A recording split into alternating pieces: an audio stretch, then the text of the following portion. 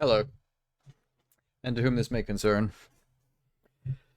Oh, a little late because I was trying to figure something out on the back end.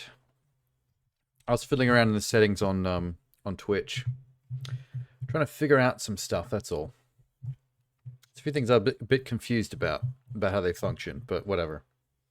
Distracted me for quite a while. And Jay's here. God yearning. What is this? What? God hearing?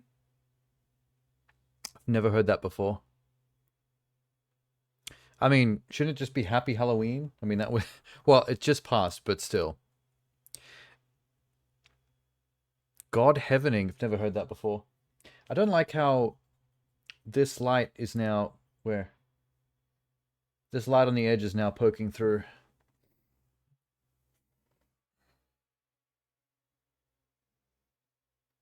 Why is it doing that? Is it because the camera moved? Oh, maybe. Something like that? I don't know. There's too many lights, Jay. Gotta keep track of so many lights.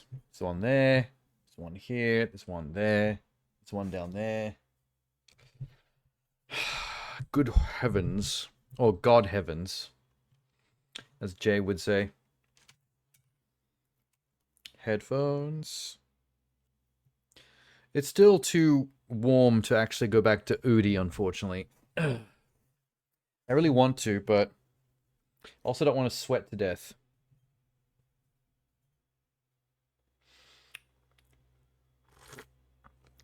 I should get a custom hoodie hoodie. I should get a custom Oodie made with an inner lining, a cooling system. Oodie with coolant. The same way some PCs have liquid cooling. Build that into an Oodie. I'll be the first to test it out on stream. Mispronunciation of good evening from an old BBC sitcom called Mind Your Language. Mind Your Language. No, I definitely haven't heard of that. I have watched BBC sitcoms in the past, but I don't know that one. Not bad. Not a bad princess juice today. Actually, you know, Over instinct. Since we just finished October, Spooktober is over, and for the second half of it, I kind of piked out on the whole Spooktoberings because I was committed to trying to finish Lonely Mountains Downhill and Mineko's Night Market. Oh, is that still on, is it? You know what's funny? I'm supposed to turn off the share a link in the middle of the week when I'm playing games. And I guess I didn't, so it's been on all week. I'm supposed to turn it off at the end of the Sunday stream and turn it back on at the start of the next Sunday stream. I've been dropping the ball lately. But hey, at least it's conveniently already on for this Sunday. Yeah, because I kind of committed to trying to finish those 2 games before they left for the end of October, left Game Pass, I didn't really get to do any more Spooktobering. All the Spooktobering happened in the first half of October with the Penumbra stream. Don't feel you have to open link. No, we'll have a look in a sec. I'm just mentioning that I might, in the next 2 or 3 streams, I might try to still play a couple of Spooktobery games, just as a farewell to October and Halloween. 1 or 2 maybe very quick spooky games, like one night streaming games, would be fun.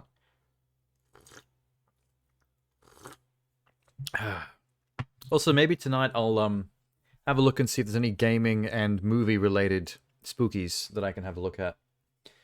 I do know there's a couple of... I've got YouTube open on the other screen. I've already seen a couple of links for movie trailers and game trailers that are of the spooky variety. The kind of thing I would have watched on Sunday October streams. I canceled the last Sunday stream because I had to play Frog Detective. Should just throw that in real quick. So I might look at some of these. But let's... This is a link to that show, isn't it? Oh yeah, this is Mind Your Language. What the fuck? Okay. This was made 50 years ago. Damn, this show's old. I wonder if they give a shit about copyright for shows that are this old. Hopefully not. Hold on. This is an English class. When you arrive here, I expect you to speak English. No more buenas noches. Good evening. It's all right. Yeah. It's alright.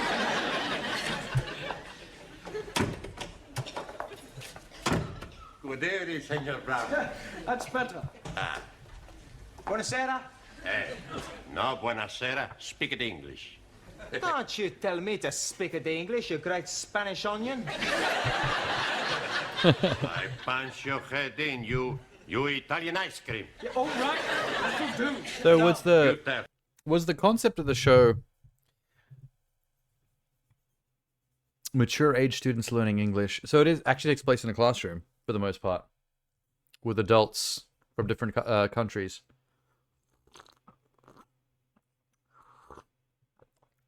I'm guessing most of the humor is kind of ethnic racial humor then, which is why you mentioned it'd be totally unacceptable these days. Like it could be construed as racist. I know that some shows and comedies, or comedy in general, back in certain days, they're not like... They come off as sort of a little offensive and inappropriate, but at the same time, like, you kind of accept it in a way because you know that back in those days, they weren't trying to be vitriolic or anything. You know, they weren't... Nobody was evil in all this. It was just a different time. Different sensibilities. I mean, a lot of the people that were involved in these kinds of comedies back then are very different now. Like these same actors, these same comedians may not do the same stuff they do now because they're more used to having ethnic neighbors or friends, and so they might feel a little bit shitty about making obvious stereotypical humor about them. Which back in the day that wasn't the case.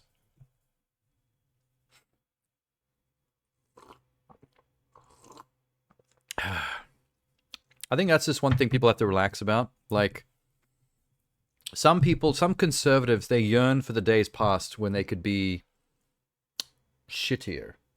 That's a very basic way to put it. They look at stuff like this and they're like, oh man, I wish we can go back to the days where we could just make this kind of humor. It's like, even the people that made that kind of humor don't want to do that. Like, they've evolved. They're still making humor. It's just different. And that's okay. We shouldn't always be looking to de-evolve. That's the weird thing about conservatism. People just don't accept the fact that things change, time moves on. And it's a little sad. A lot of things are breaking here for some reason. I don't know what's going on. Hang on. How many apps are open? Not many. Okay. Weird. Sorry. A lot of my browsers are crashing for some reason. My Opera browser on the other screen is pulling some out-of-memory bullshit. Look at this. I don't know what's going on here. It's broken.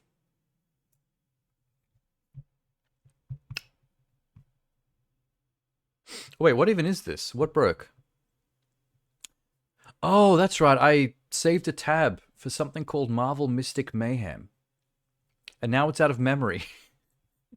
Not allowed to view. I'm curious though. I don't know what this is. I usually have my finger on the pulse of what's going on with like comic book or Marvel stuff, but I don't know what this is. Reload page.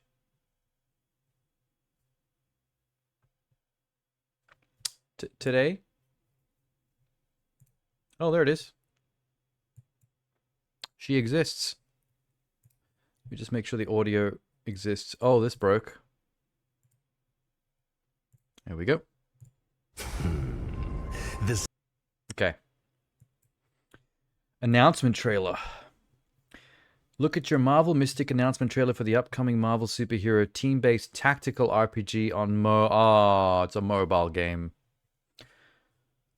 Now I regret tabbing it. I suddenly don't give a shit. You know what? Fuck it.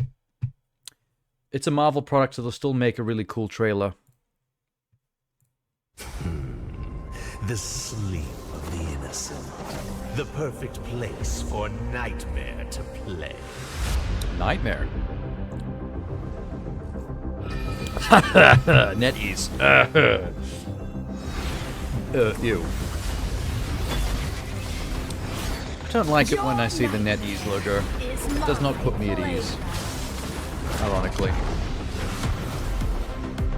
Nightmare rises. There he is. He's going raw.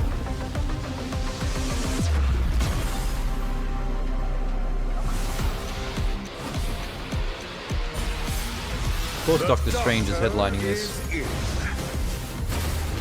With great power. You know the rest. Get behind So it's a Diablo viewpoint, tactical turn-based though. Maybe a bit like an XCOM? This is what I've prayed for. I'm unstoppable, baby! Is that? Holy shit, that's Juggernaut. In magical purple.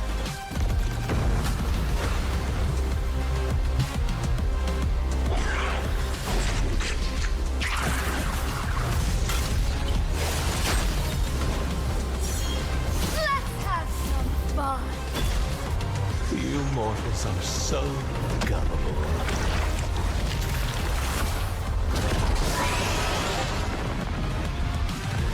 Neat.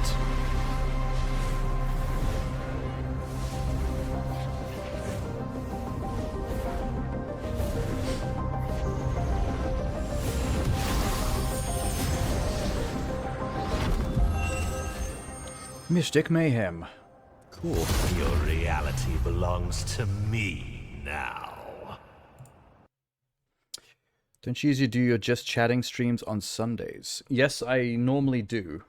But the thing is, Sunday is a little bit of a question mark right now. A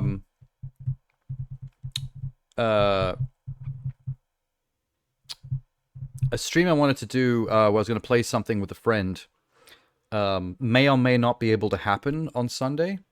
You know, sometimes finding the time where two people can actually get together and do a thing can be a little bit up in the air. So I'm just kind of leaving Sunday open at this point, just in case. So I thought I'd just do this on Saturday. I definitely don't want to have to accidentally cancel the Sunday stream again, because we did that last week because I had to do gaming streams every single day to catch up on some stuff. So rather than risk canceling it, I thought, let me do this stream a day early so that no matter what happens on Sunday, it won't get in the way, you know what I mean? But we'll see.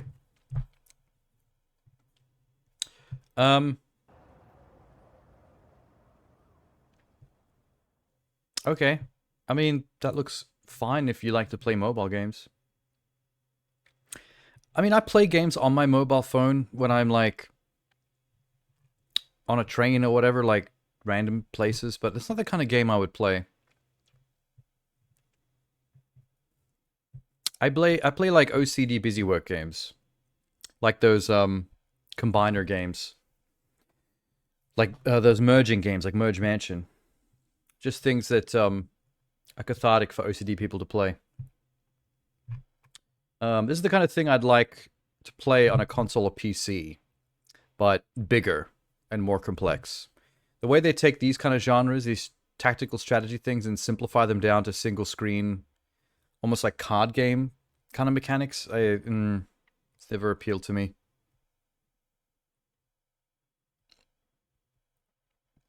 Anyway.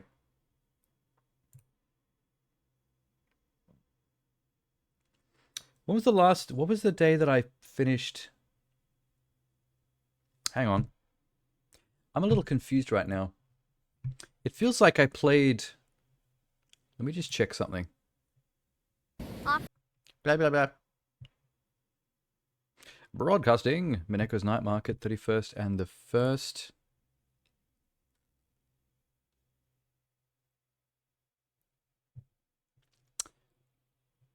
Yeah, I thought so.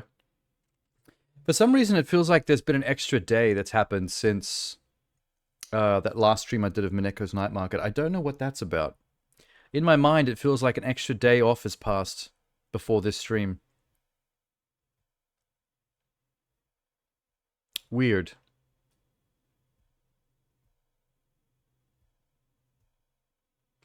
Don't worry. It's just my mind being silly. Losing track of time as it usually does. So what is the deal with this? Gameplay, iconic Marvel Superheroes, Doctor Strange, Spider-Man, and more. So I think Doctor Strange seems like he's headlining this. Because it's a more magical... It's called Mystic Mayhem, so duh. So Doctor Strange versus Nightmare. With a bunch of heroes and villains on each side. You thought hanging out on the internet was Sundays? Oh, yeah. It's funny. Jay just asked me the same thing, and I just finished explaining it before you showed up. I was trying to do a stream with a friend coming up, and we weren't sure. It wasn't clear yet what day we'd be able to be online at the same time. and it may be Sunday. So I just thought I'd do this a day early so that Sunday stays open on the off chance that no, you have to apologize. I just thought it was funny because like it was literally seconds since I finished explaining it to Jay, and then Kevin had said the same thing. Just the timing was funny, that's all. Yeah, I just wanted to keep Sunday open on the off chance that I had to do a different kind of stream on that day, because it's hard to sometimes sync up with other people, timeline-wise, when you want to do things with friends.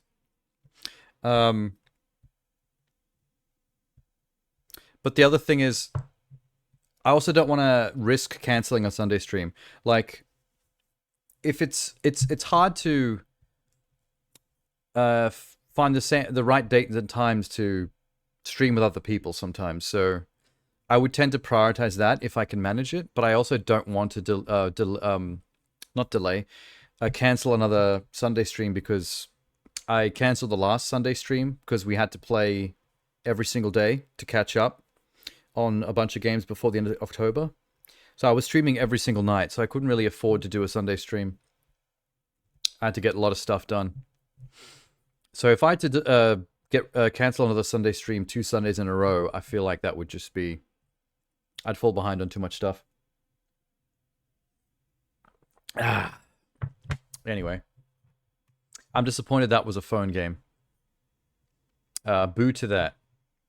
But whatever. Now I know. I'm going to try and get through a bunch of horror-related movie and game trailers that I've never seen before. Since we just came out of Halloween, and I haven't really done anything for Halloween, I was too busy finishing Mineko's Night Market. I might sift through a bunch of spooky stuff that I'm curious to look at and see what they are. Here's an obvious one, for example. Not very long ago, maybe about a week and a bit ago, Universal Pictures dropped a trailer for a new Wolfman movie. As in the Wolfman, as in the Universal monster. They're taking another swing. I think we did talk about this at some point on stream. I can't remember the context. I knew this was out. But, anybody else at the beginning think it was Two Dads? What?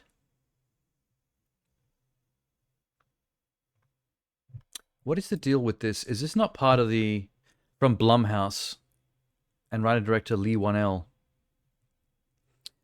Yeah, I remember I was talking on stream about this because we were talking about how it was from the creators of that Invisible Man movie they did recently. The very sci-fi one where he's got the camera suit that makes him see-through.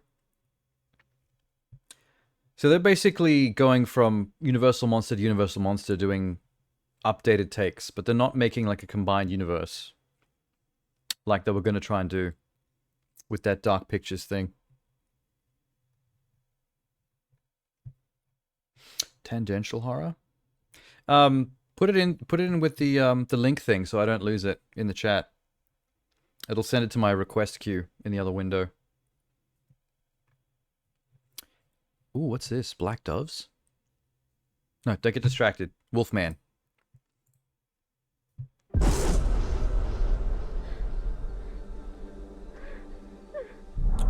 Is that what's his name from?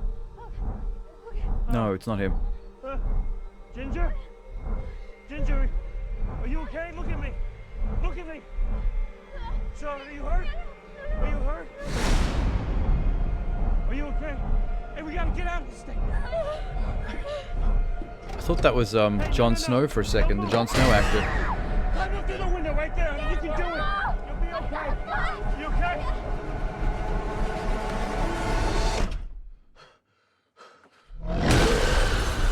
What the fuck?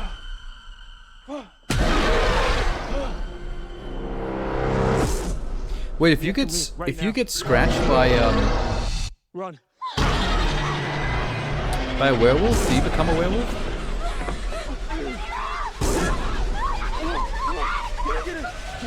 Is that part of werewolf lore? Can anyone hear me? Hello? We were in an accident.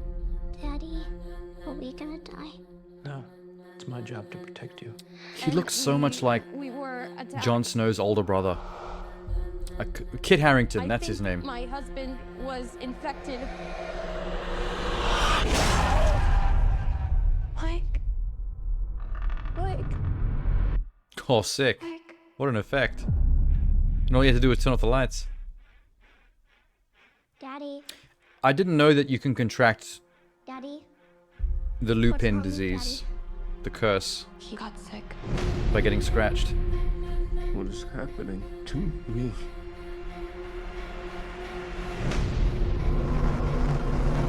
So he's gonna hunt Can his you own family? understand me? Yeah. You're scaring me. Whoa. I wonder if the transformations is gonna be more body horror. Like, Please, more Daddy, gross. please. Hurry, Mommy, he's coming. Come on.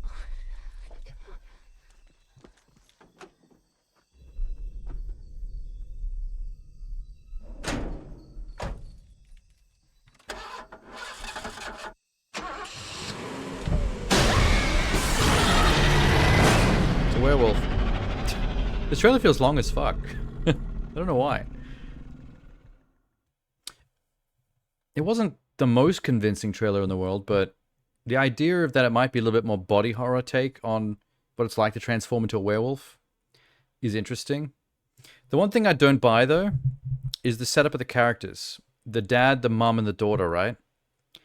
I feel like if you're the mother, if you're the wife and the daughter of the werewolf, I feel like you're the least in danger. Because the one thing about a wolf is that it's a social animal. It's very pack oriented, which means that even in werewolf form, he would know the scent of his own wife and child, and would see them as kin.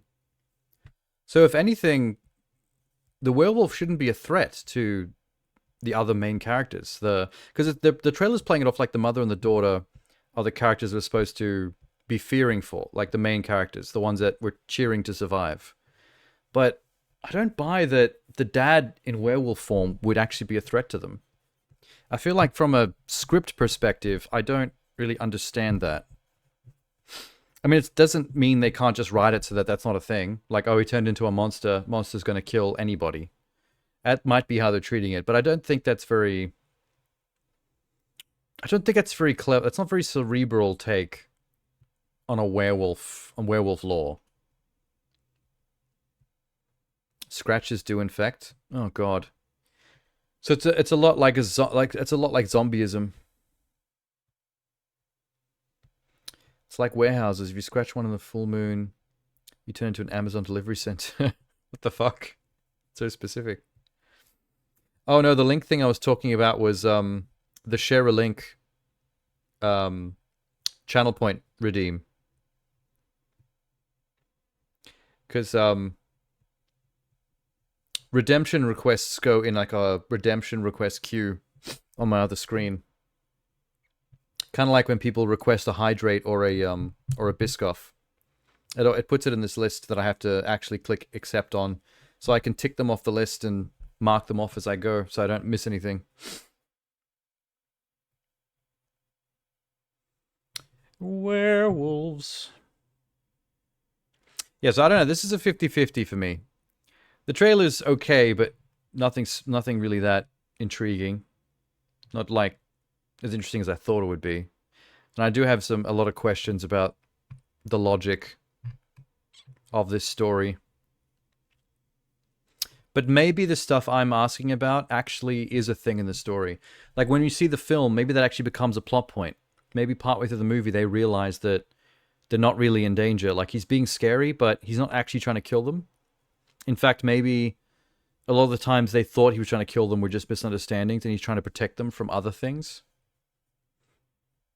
That would be... Yeah, there, you got it. It worked.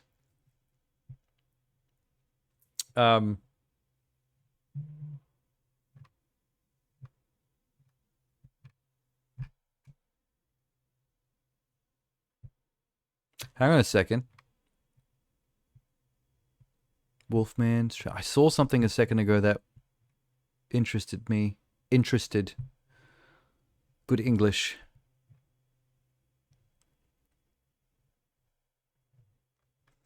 Oh, I wishlisted that Rocky Horror Picture Show point and click game from the same era as that Monty Python game you suggested me. So I've got it wishlisted on Steam now, keeping an eye on it for a sale. I could have sworn I saw something else werewolf related. Wait, maybe it was in my other tabs. I've got YouTube open here as well. Yeah, whoa, there it is. Hang on. Oh my god. Okay, so there's a Wolfman movie coming out, but there's also another movie called Werewolves. They have competition. In Werewolves, a super moon event has triggered a latent gene in every human on the planet, turning anyone who enters the moonlight into a werewolf for one night. Chaos ensues, and close to 1 billion people die. Now, 1 year later, the supermoon comes back. What the fuck? Okay, that's an awesome synopsis. That sounds trashy as hell, but fuck, that's funny. You think horror in general is an illogical genre? It requires more suspense of disbelief? It depends. Traditional horror does tend to have a lot of tropes that, when you look at it with a critical, more logical, real-world eye, are like, why is it like this? You know what I mean? There's just tropes from, like, as early as, like, the 70s and beyond in, like, horror filmmaking that people struggle to let go of. But by more realistic standards, you're like, this is just, like, what we expect from horror. But once you start to criticize it, it's goofy. It's like it's the kind of stuff that made horror parody films so popular, like Scary Movie. Because those kinds of movies started to, like, make fun of the tropes. And now, in today's, like, film climate, people, I think, are a little bit tired of laughing at the tropes, and it means that they're taking them less seriously in the serious horror films when they actually do happen. Like, we're more likely to roll our eyes now.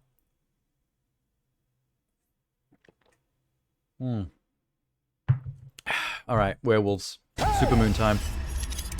Bite me! God, the trailer opens with a minigun. This is gonna be trashy as hell. This is totally the opposite of the one we just saw. Dad, I made some popcorn. I sure hope no werewolves ruin our movie night. Oh fuck. Mom? There needs to be a narrator that's like, a bunch of werewolves did indeed ruin her movie night.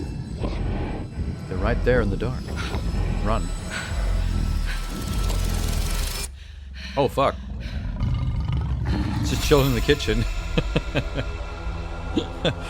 Just a dude in a werewolf suit. Uncle Wes, why can't you stay? They need me to help them try and stop this. We're the only family. Uncle Wes is a We got this. werewolf hunter? What are you doing, man? You should kill somebody. We are all soldiers now. Tonight, when that sun sets, it's gonna be every man for himself. We have a 9-hour window to test and report our findings. Wait, so We hope to see if this mutation can be blocked. how Go over do the rules. the main Don't open the door characters for not anyone. turn into werewolves? Don't hesitate for a second. Hoorah! Hoorah! Hoorah! That girl's gone full America. Tonight. Canopy retraction commencing. Oh shit. Whoa.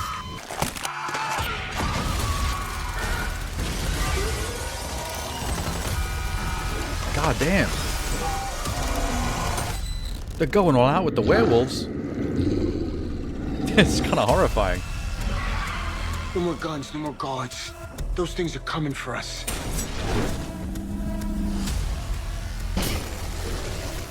Looks like they're doing a lot of practical, except for like the occasional CG transformation. Bite me! Where the hell did he get a minigun? Frank Grillo is not a werewolf? I still don't understand why some of the main characters just don't become werewolves as well.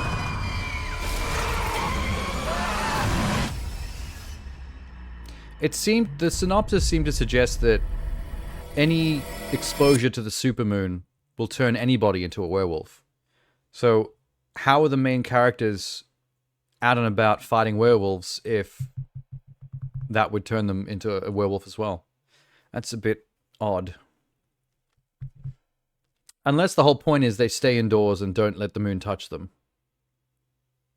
And if you have to go outside, you wear like a hazmat suit or something. No direct... It's like the UV light from the sun. Like, no direct skin contact with the light. It said latent gene. Yeah, but all humans apparently have the latent gene.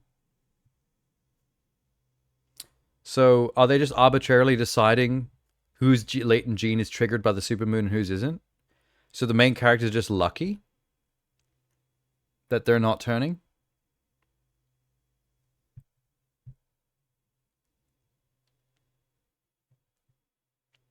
I suppose if you think about it from like X-Men rules, the mutant gene, how everyone has the potential to have a mutant gene, and then the ones that do have the potential for that gene to activate and evolve them. But that's like 2 levels of random chance. Okay, fair enough. That's like the B-grade exploitation version of making a werewolf movie. Whereas the other one is an attempt at doing a more classy indie horror version of a werewolf movie. Wolfman. Imagine there was another one. Imagine that we find a 3rd werewolf movie that's coming out. 3 werewolf movies vying for attention in the same release cycle. That would be really strange. 2 already is a random number. Okay. Come with me to... Oh, fuck. She spoke very quickly. Mark as complete. Girl cleans random graves in a graveyard. I don't remember her, but I remember some other influencer doing something similar. Do a random act of kindness. Ooh, you. I'm gonna transform this grave for free. I feel like, wait, okay, that was bullshit. That was a setup. She was always going to do this grave. The rolling of the little plushy thing was bullshit. I wonder who's buried here. Let's clean the nameplate. I've never seen this before. There's 2 people buried here, Angela and Pasquale. This is weird. True forever, love. It says Angela died in 1991 and Pasquale died in 1992, less than a year later. He was heartbroken. That makes me so sad. Is there some level of parody going on here? Like, is she making fun of other influencers that do this? Because the way she's doing the voiceover and the kind of persona she's putting on is... It feels satirical to me. Like, there's something very... what's the word? It's like if someone found this kind of behavior and content abhorrent and, like, attempted to make fun of it by doing it themselves in a satirical way and just amping up how clueless they are as the main character of this. I need to make this grave beautiful. That way, Oh my their God. love can live on forever. I'm so lucky I get to do this. Okay, let's clean the cross now. What is that stuff A she's random using to act clean of it? kindness can brighten someone's Kinda day, rad. even if they're no longer with us. It's peak comedy. I get to do this work because you support and I mean, that's why I'm saying, like, it took me a few seconds, but I was like, there's something off about this. Like, this seems kind of ridiculous, and I don't know whether to be concerned or to laugh. Come with me to do a random act of kindness. But at the same time, it's like, it's not a bad thing. Like, cleaning graves, I guess, is kind of a community service.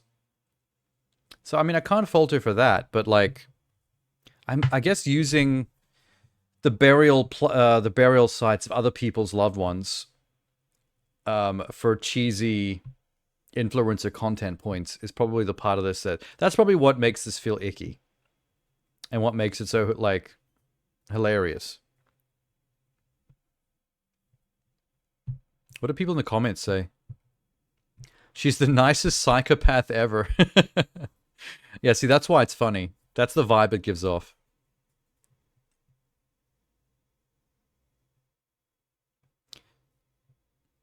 New fear unlocked. Getting my grave cleaned by her when I die. It makes me so sad, she says, while continuing to draw a smiley face on the grave. It feels like high-level satire. Like she knows what she's doing for sure. You know what's funnier than the video itself, though? Is the comment section. Comment section is peak. The fact that in that magic foam it has ingredients that can be 100% harmful to this grave. Ooh. So the foam is some kind of like deep cleaner. I actually want to use the foam. The foam looks satisfying to use for cleaning. I just don't have anything in my life that's that dirty to clean. They're not loved ones when the graves are this dirty.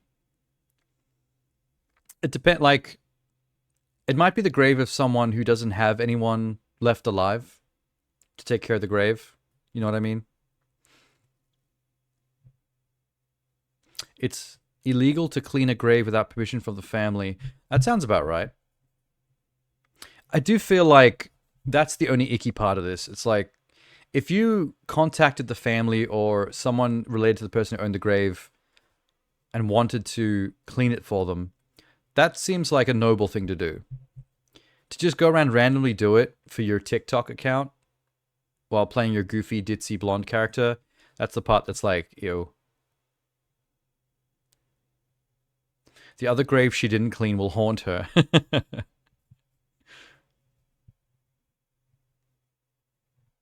Leaf blower use is crazy disrespectful. I mean, I don't know why specifically the leaf blower. I am a little worried by the guy that said that foam cleaner can be damaging to the grave. Hopefully not. Okay, cool. Bra graves. What else looks spooky? Oh, good. Since I watched those 2 werewolf trailers, YouTube's now linking me to other related things, like this trailer for a movie called The Monkey. Red Band teaser. If the Red Band teaser, that means it's got some R-rated things going on. Based on the short story by Stephen King. Dope. Produced by James Wan. Interesting. Directed by Osgood Perkins. No idea who that is. Who is Osgood Perkins? Who are you? Oh, he's a serial killer. Interesting. Look at Osgood Perkins. This looks like the man that should be able to make a good horror film. And should be making horror films to keep him off the streets. Committing actual murder.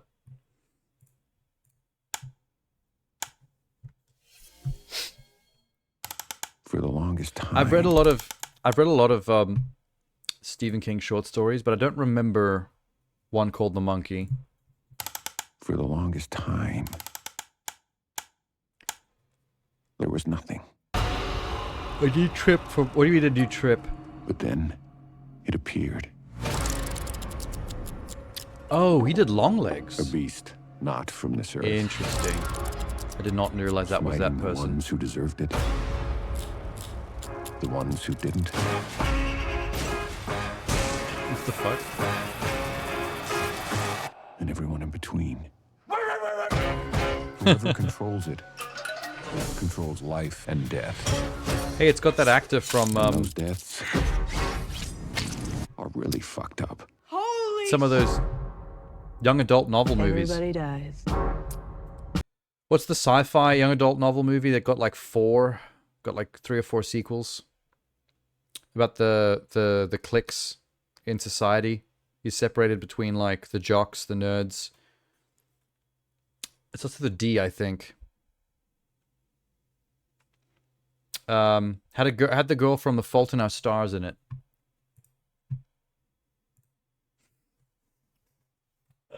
Fault in Our Stars. What's her name? Oh god, not SARS. You. Good job typing. Shailene Woodley. And she was in Divergent. It did start with a D. Yeah. The guy from Divergent in this movie. And that's life? That's him. I knew I recognized him. Mess in there. Have you been up there? It's like that restaurant. Oh, yeah. Spaghetti City. Sorry, I found it just before you typed it in the chat. Why does this seem comedic? Yeah, everything's fine. It's not fine. Doesn't look fine.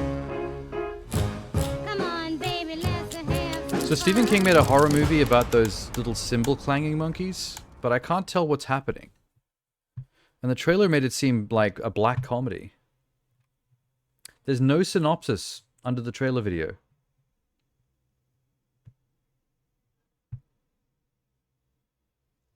How odd. I need to know what Osgood Perkins did, because the trailer made it sound like he's done some trippy shit before. Aside from Longlegs, I mean. Gretel and Hansel, the Blackcoat's daughter. So really it's Longlegs that he's known for. That anyone would actually give a shit about. But Longlegs, like, put him on the map.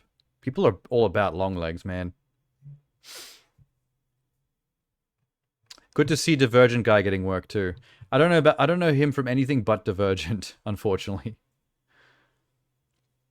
Hang on. What's his name? Theo James. I think he was in a TV series recently based on The Gentleman. Yeah, there it is. Remember Guy Ritchie's movie, The Gentleman? He produced a TV series based on that movie. And he's the main character in it. The Gentleman's a decent Guy Ritchie movie, which is important to say because a lot of Guy Ritchie movies for a while now have been kind of meh, and in some cases kind of trash. I have not been a fan for a while. The only time he's been like peak auteur was Lock, Stock, and Snatch. After that, he went to Hollywood, and he's then all over the map. Like, I didn't really care for the Robert Downey Sherlock Holmes movies. They were okay, but I thought they were a bit showy in a way that was kind of gross to me. I didn't feel like that's the Sherlock Holmes tone. And then he made that King Arthur movie that everyone hated.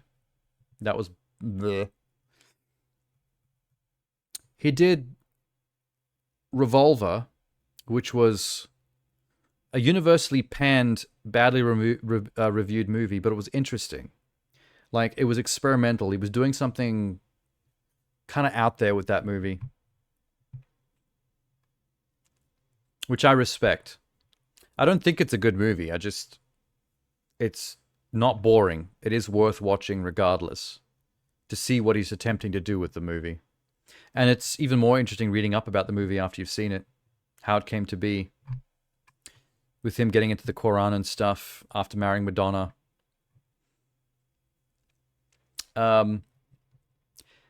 He's done some mid-tier movies that are okay, like that Ministry of Gentlemanly Warfare or whatever with Henry Cavill. Like, that's neat. That's a fun movie. Nothing special, but you know, not terrible.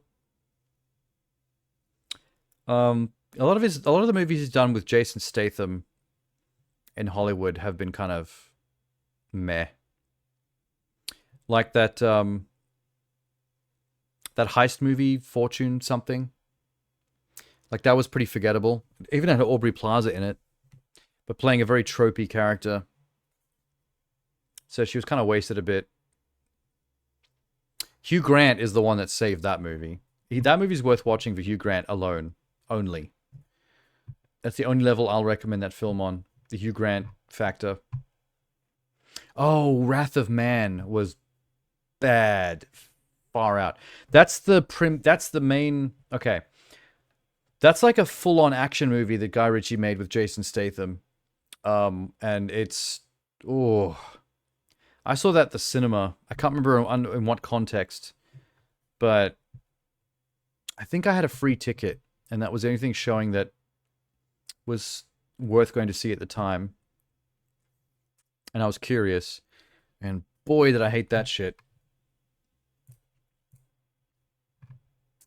Okay, monkey.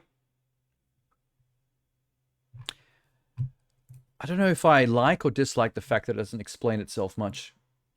I need to know more about what the fuck the monkey's all about. Alright. What else have we got horror-wise here? What is this?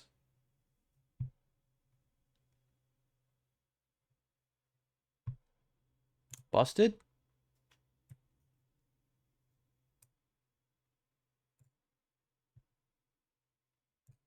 Why is my tabs busted? What's going on?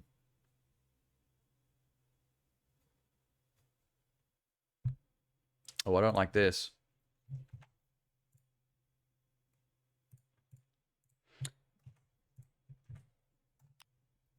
Ah, there we go.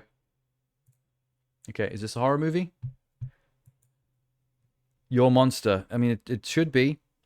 After her life falls apart, a soft-spoken actor, Lara, finds her voice again when she meets a terrifying yet weirdly charming monster living in her closet. Romantic comedy horror. Okay, I mean, horror is in there. Not exactly what I was looking for, but... cute. Watch it. This is a sort of a take on Beauty and the Beast, isn't it? Package for Laura Franco? Do you mind if I really need a hug right now. I don't know if I'm... Oh! I really needed this. He's trying not to catch a You broke up case. with me. And now my life is over. I know it sucks. Hey, her It's ex is high. actually an attractive dude. Sleep. And don't cry. Don't cry. Oh my god, this is like a fan insert type thing. Some kind of like frumpy bookish girl gets broken up with by her hot boyfriend and then ends up getting romanced by like a monster, and then it turns into like Rule 34. It's just some Tumblr shit. Hello?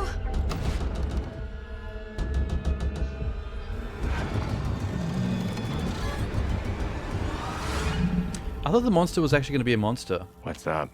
This is a dude in makeup. You got 2 weeks. In like After that, cheap you're outta here. You pack Beauty and the your Beast bags. makeup. What'd you do last night? I read. A monster. I went over lines. Play a different song. But something really weird is happening at home. Right now. Can we talk about it? Wait, is this like going to be some kind of metaphor for like putting up with like a toxic male in your life? Because that beast dude is acting like Chad. I can't. I gotta go to karate. Or he's acting like a Kyle. You two know Actually each punched other? a hole in Yeah. drywall for real. Yes. Oh. I'm kidding. We're together for 5 years and I just messed it all up. The prick broke up with you when you were in the hospital. I can't do it. Wait, so the monster just can walk around in public? I don't know why they're calling him a monster. He's a slightly deformed dude. I need time for me. I could threaten to eat him if that would help. I mean, I No, could. he's not eat really. him. Look, Literally take me like 2 seconds. look. He pretty much just looks like a low rent Beauty and the Beast character. Like minimum makeup to make you look like the Beast for like a stage production. There's this Halloween party. I knew it. And maybe What did I say earlier? Is this a Literally modern take me like 2 retelling of Beauty and the Beast? And it's actually a quote in the trailer. Nailed There's it. this Halloween party, and Hot. maybe you'd like to come with me. Are you asking me out on a date? No. Well, I'm not gonna leave the house. Fine. Fine. Fine. Fine. He says I'm not going to leave the house, but we've already seen the scene where he's left the house. I saw you with her, but for some reason, I still love you, and I don't want you anymore. Ew. He doesn't love you the way you deserve to be loved. There's even a ballroom dance between her and the Beast. Deserve to be loved. Look at me. I'm looking at you. Oh my god. From this angle, I can see your back and your face simultaneously. That's how much I'm looking at you. I'm a mess. No, you're not. I'm a disaster. Oh. It's still some Tumblr shit. Dorky girl's gonna be fucked by a monster man. And all the ladies in the audience swoon. It must be on like the top 5 list of female fetishes. Getting fucked by the dark not conventionally handsome, like charmingly ugly Monster Man. Charmingly ugly. Let's leave it at that. And then like with a little bit of an element of like, can you fix the bad boy? I think like women tend to like that trope a lot in storytelling. The regular average chick who like fixes the bad boy. There's like 50,000 movies with that plot line. It's been a year for the weird girlies. Lisa Frankenstein, Abigail, Maxine, Oddity, and now Your Monster. 13-year-old me would have been so excited. That's what I'm talking about. We're right here. Monica Dominguez, Tumblr chick.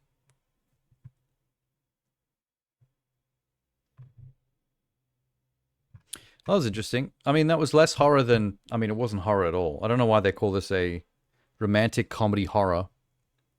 It's pretty much just a romantic comedy with a slightly deformed dude that's actually kind of chill. Where's the horror? All right. Let's see what this is. It's got Samara Weaving. That's cool. Azrael. Azrael sounds like a horror movie name. In a world in which no one speaks, a mysterious devout community hunts down a young woman named Azrael, who has escaped imprisonment. Recaptured by its ruthless leaders, she is to be sacrificed to pacify evil, which resides deep in the wilderness. A gritty, relentless parable of sacrifice and salvation. An immersive, real-time action horror tale. What do they mean by real-time? Like, almost found footagey? Like, there's no time jumps. It's literally all happening in the moment. That's fascinating. Okay. A lot of intriguing things there. Is this going to pull some M. Night Shyamalan shit where we find out that there is no evil and the village people are just crazy motherfuckers that have convinced themselves of some stupid shit and have been killing girls for no reason? That sounds tropey, but that's probably the only ending I'll accept. Anything else is kind of boring.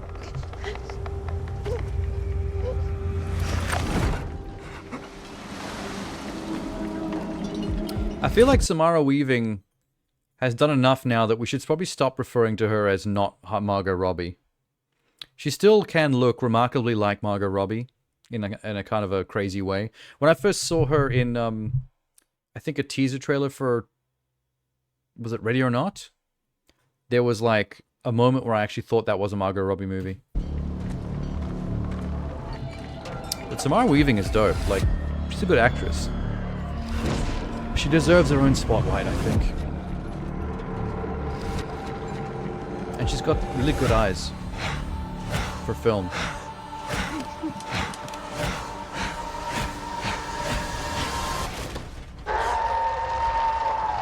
Oh, there actually is a thing?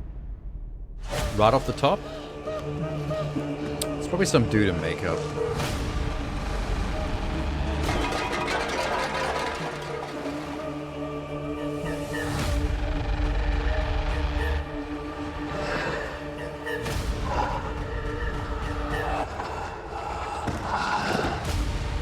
I guess this movie's gonna have to be a little bit more... Oh, they've got guns. This is not as... What the fuck? I've been a bit confused as to what the time period of this is. I thought it was period at first, but they have assault rifles. Azrael. That's a DC Comics character. No relation. Boop-a-doop boop. What was I gonna say? Oh, it reminds me of The Village. That's why I think I thought of M. Night Shyamalan. That's basically the plot of The Village. Spooky shit, period village. Girl finds out by escaping on the outskirts that it's actually like modern times. And they've just been keeping everyone trapped there or something ridiculous. Yeah. Hopefully it's a bit more... Like, the fact that they reveal pretty much up front that there is a thing. The evil they're sacrificing girls to is pretty much a real thing. Like, I guess the movie has to go in a more interesting direction in the third act. Like, it can't be just, oh, the evil's real from the start, and then the end of the movie's just, oh, we beat the evil thing. I don't think that's enough. They got to take this somewhere a little bit more unexpected. I couldn't tell you where, though.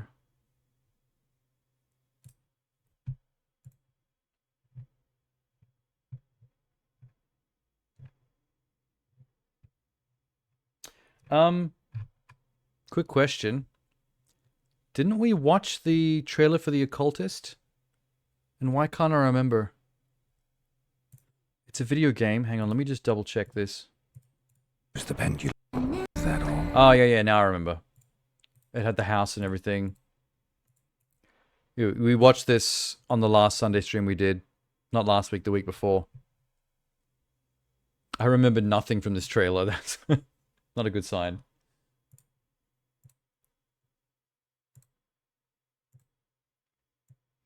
This might be horror. And it has Halle Berry in it. Is that her? If that's Halle Berry, I don't recognize her even a little bit. Like a cross between Bird Box and A Quiet Place. Really? From Alexander Aja of The Hills of Eyes and Crawl. I'm guessing they mean the remake. And the creative minds behind Stranger Things and Arrival. That's a lot of heavy hitters. Psychological thriller horror. Evil takes over the world beyond their front doorstep. The only protection for a mother, played by Halle Berry, and her twin sons is their house and their family's protective bond. Needing to stay connected at all times, they tether themselves at the ropes, cling to one another, urging to never let go. When one of the boys questions if the evil is real, the ties that bind them together are severed, triggering a terrifying fight for survival.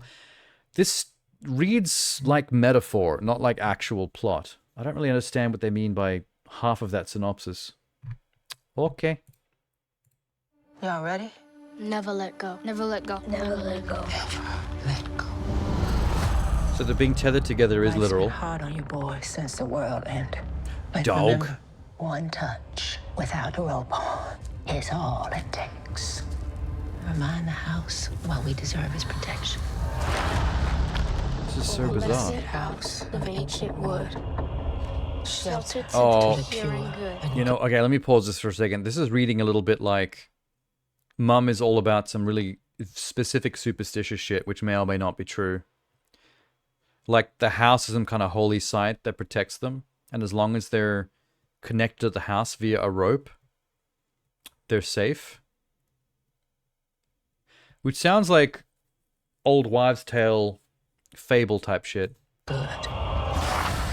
Will keep you bright.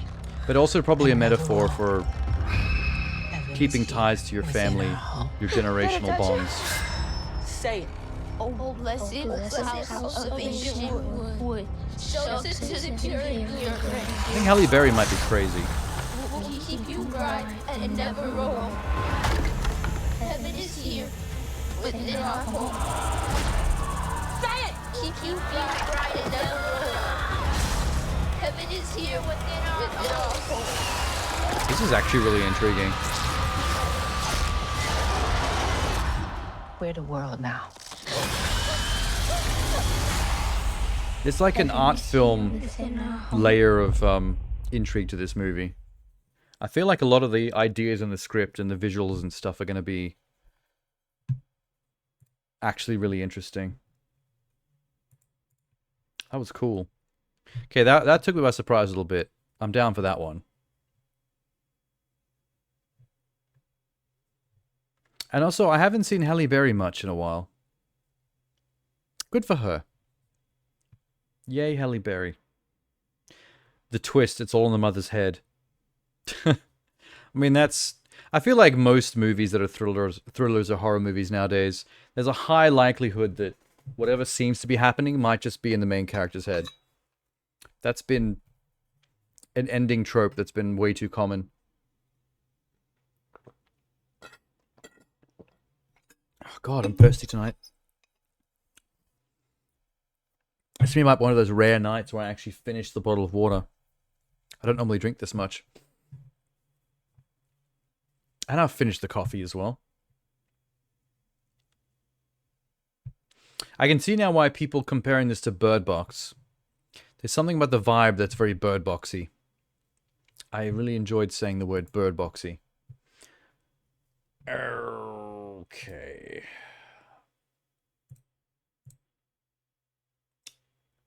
Amber Alert. Wait. Don't breathe yet. I'm not ready. Come here. Amber Alert sounds like it might be Hayden Panettiere. I definitely haven't seen Hayden Panettiere in a while. In fact, I only really know her from Heroes, the TV show. I can't think of a single other thing I remember her from. I know she's done other stuff. I'm just being rude and forgetful. Action thriller. Okay, this is not horror.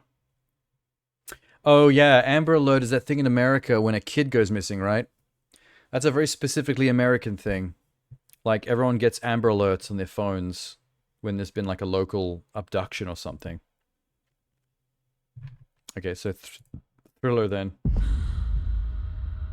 Thriller about child kidnappings. I got a live one here. Charlotte Bryce, 7 years old, yellow dress, white shoes, pink socks. Abduction. Right in front of her mom. This is Sergeant Mommy. Casey requesting an Amber Alert, immediate dispatch. You got kids? No. It's Big Jake. He's turning 5.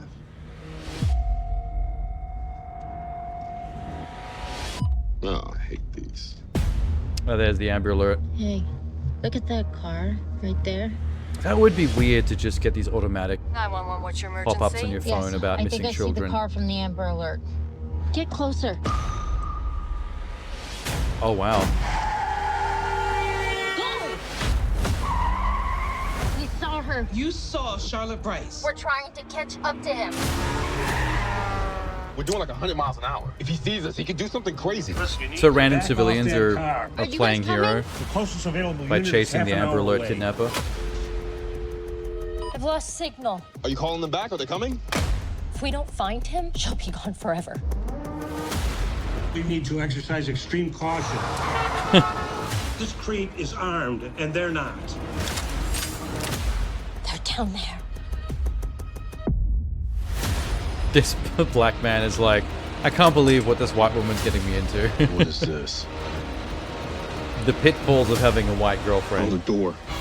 She's gonna drag you into some shit.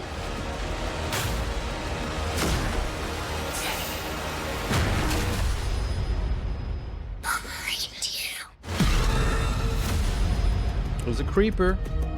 I don't know why. I don't know why it is, but it's random civilians playing hero in situations that have nothing to do with them. It always kind of like, I don't know, like, I don't know what to call it. Eye rolling. I don't really feel much sympathy or fear for their situation, but I don't know why that is. Like, they're doing a good thing, surely. They're putting their necks out there to do a good thing. So I should be like, yeah, go. Good job. But I don't know. I'm just not. I'm just kind of like, you put yourself in the situation. You shouldn't have fucked around.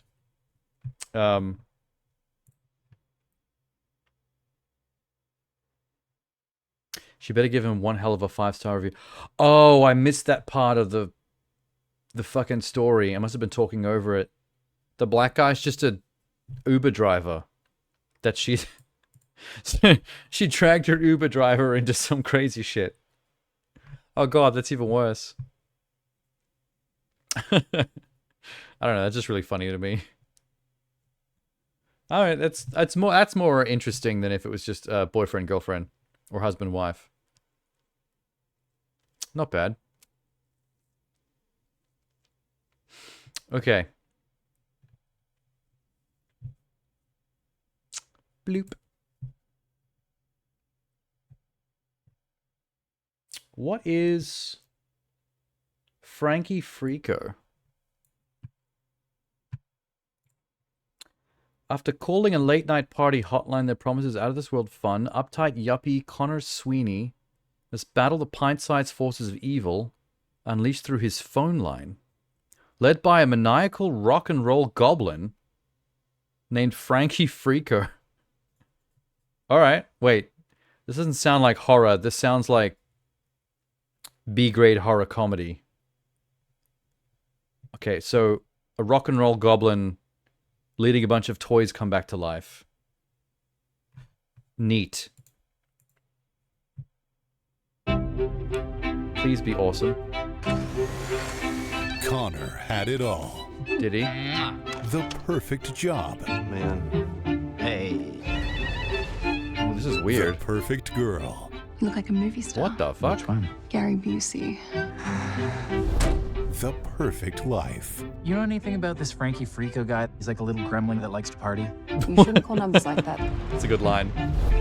Until one day, things got Oh, this is very 80s. Like, on purpose. This is Frankie. Yeah, buddy. Are you ready? Ready for what? To party, my man. Yes, I'm ready to party. What the fuck's going on? From the director of Psycho Gorman. My God. That rings a bell. We're here to help you loosen up. I think we've talked about that on Best of Worst on Red Letter Media. Time to get freako. Shamadoo. Shamadoo. Listen, you little freaks. I'm gonna make you pay. It's very practical. Is everything all right? You sound stressed. This is wild. It was like a movie from the early 90s at the latest. Frankie! What is going on? They found us. You can't escape me. What the fuck? When the world is Whoa. in peril. Where are we? No more games, Frankie. No one. I don't feel like we're watching a trailer. I feel like we accidentally took some drugs. Be a hero. This is bad. I believe in you. Let's boogie. Be a freako. This is such a trip. He's got a little freako. Frankie Freako. President Munch needs a new concubine. He's a keeper. Ow! I don't know what to think about any of that. That was... I mean, it's by Shout Studios, so obviously it's going to be something really unique. Where's the director's name? Show me who made this.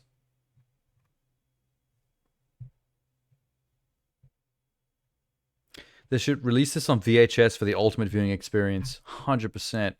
Okay, I need to know more about Frankie Freako.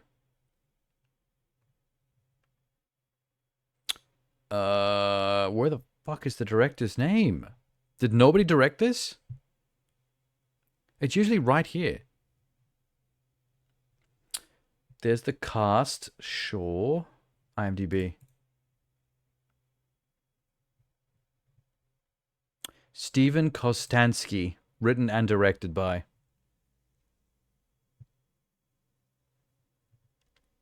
Yeah, Psycho Gorman. I'm pretty sure I know about that from Red Letter Media. That must be... Oh, he made The Void. Oh, okay, I've seen The Void. That was cool. The Void was interesting. It's very Lovecrafty in that one. He's making a Deathstalker movie next. Frankie Freako. Day of the Dead TV series. Did a segment on VHS 94. There's Psycho Gorman. He did Leprechaun Returns. Not good reviews. Divorced Dad TV series. There's The Void. Excuse me. He did a segment on ABCs of Death 2. I didn't even know there was a sequel to ABCs of Death. I actually got the first ABCs of Death on Blu-ray for like $4 in like a bargain bin once, and I never actually watched it. It's on the shelf, but I do have it.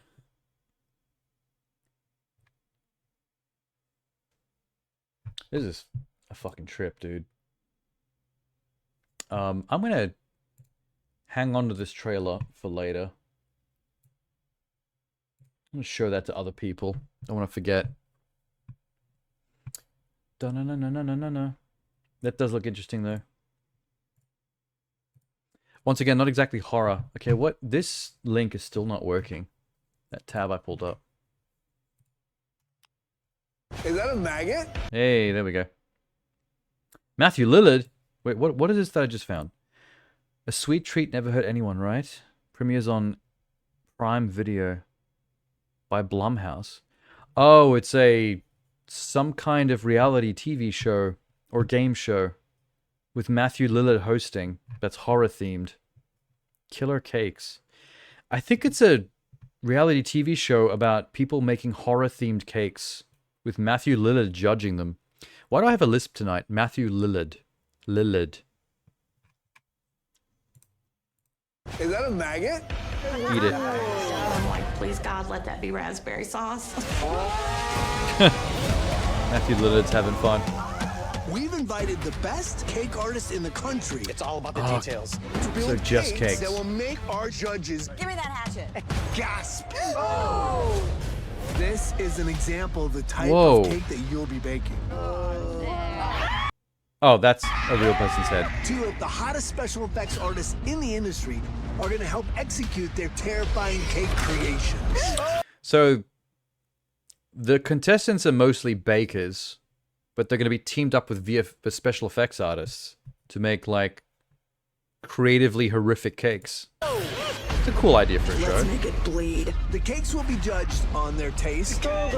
Special So it has to effects, actually taste good, though. and the stories behind the cakes. Do we want to do a whole body or do we want him dismembered? It's One pretty team rad. will walk away champion. It'll be $20,000. $20,000? 15 and 5. We really want this looking nasty. Running out of time. Hurry! Just cover it, cover it. I wonder how much they paid Matthew Lillard to be involved in this, or if he just did it sound cool. This is a celebration of all things that are horror. You just hope that you live to see another day. Is there like an actual competition element to it? Like, do you get eliminated and is there a winner? Or do they all just make cakes and they just get judged on them? I wouldn't want to be a judge on that show. I'd be amazed by pretty much every cake and I wouldn't know how to judge them from each other. But also I wouldn't want to eat them. None of those horrific cakes look like something you want to put in your mouth. I know one of the components is it has to actually taste good. But still, I'd look at those cakes and be like, I ain't fucking eating that, dude. Good lord.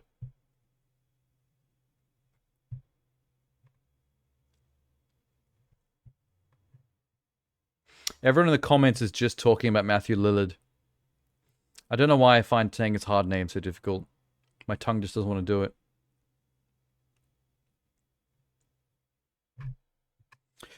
It's just the strangest thing for Blum. I mean, it makes sense because of the horror connection, but it's still funny to me that Blumhouse is producing a cake baking reality TV show.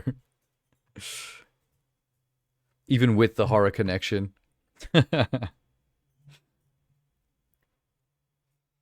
You don't cope well with scary movies? I'm just listening to some chopping.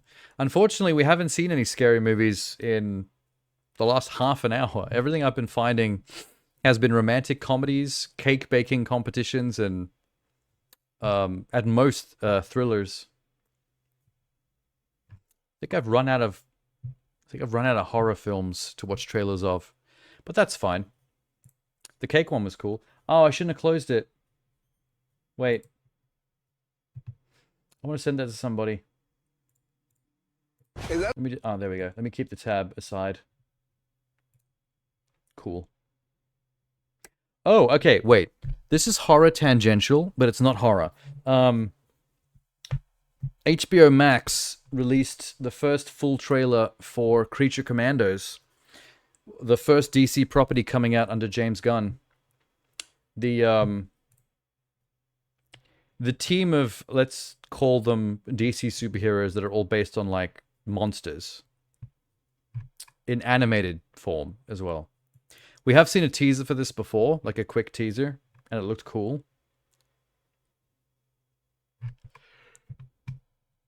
But this is actually the proper official trailer release, so I'm pretty keen. James Gunn has a lot to prove by taking on the mantle, the lead on this DC stuff. It's weird that this animated Creature Commandos thing is the first thing coming out under his lead, and not the Superman movie that he's doing himself. But I don't know, the teaser was cool. General Flag, you So found I'm yourself optimistic. in the middle of an international incident. Oh, princess. Art is clean. The United States is in the business of saving the damn world by any means necessary. It's kind of sad seeing Rick Flag alive after he died in the Congress live said action we stuff. can't use human prisoners. Holy shit. These assholes aren't human. It's such a similar setup to Suicide Squad.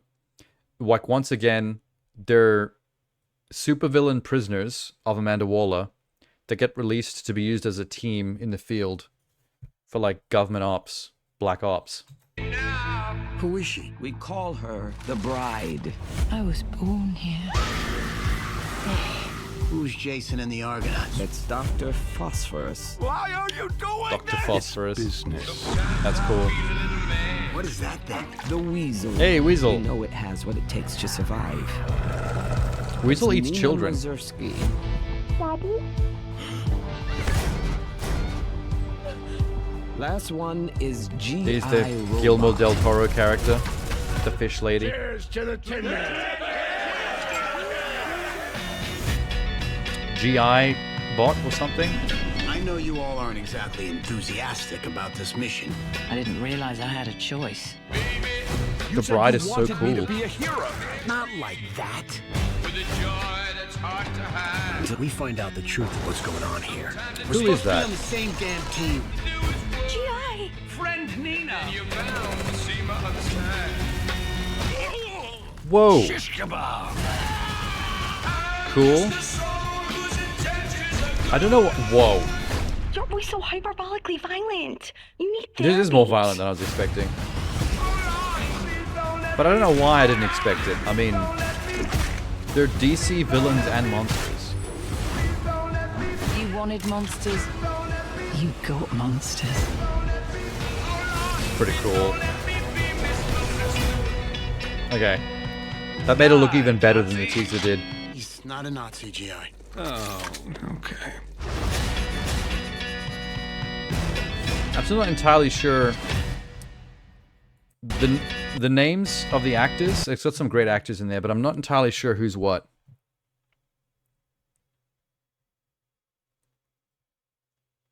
Like, Viola Davis obviously is Amanda Waller. Alan Tiddick might be the GI robot.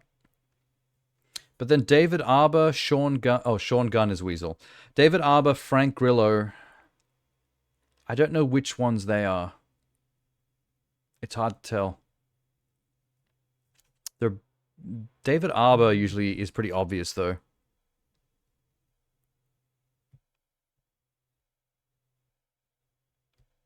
Maria Bakalova. Why does that name sound familiar? I know this. Is she the girl that was in the last Borat movie as his daughter? Or is that just a girl with a similar name?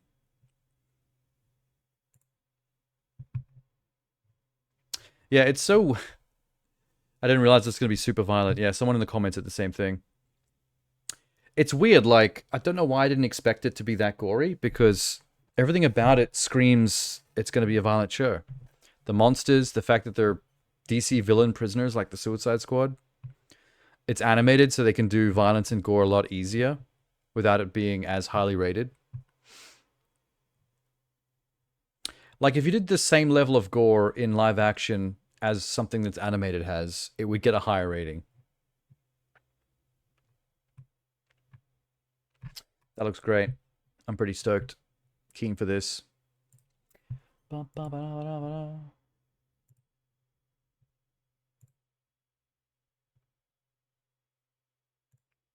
What is this?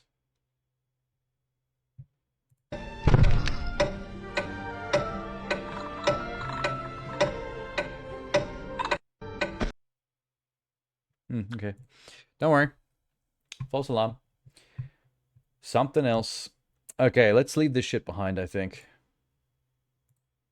You know where I can go to find more horror-related trailers and teasers? Video games. I seem to have tapped the movies for now, but video games are still going to have some stuff to look at. Like, what looks like a obvious horror video game? Here, look, this looks obvious. If this is not horror, then I'll eat my hat. I'll buy a hat and then I'll eat it, because I don't actually own hats. Puppet House. Tell me Puppet House doesn't sound like an obvious B-grade exploitation horror. An upcoming first-person VHS-inspired horror puzzle game with touches of escape room-style gameplay. I know a lot of people that would see that as a downside when people say escape room-style gameplay.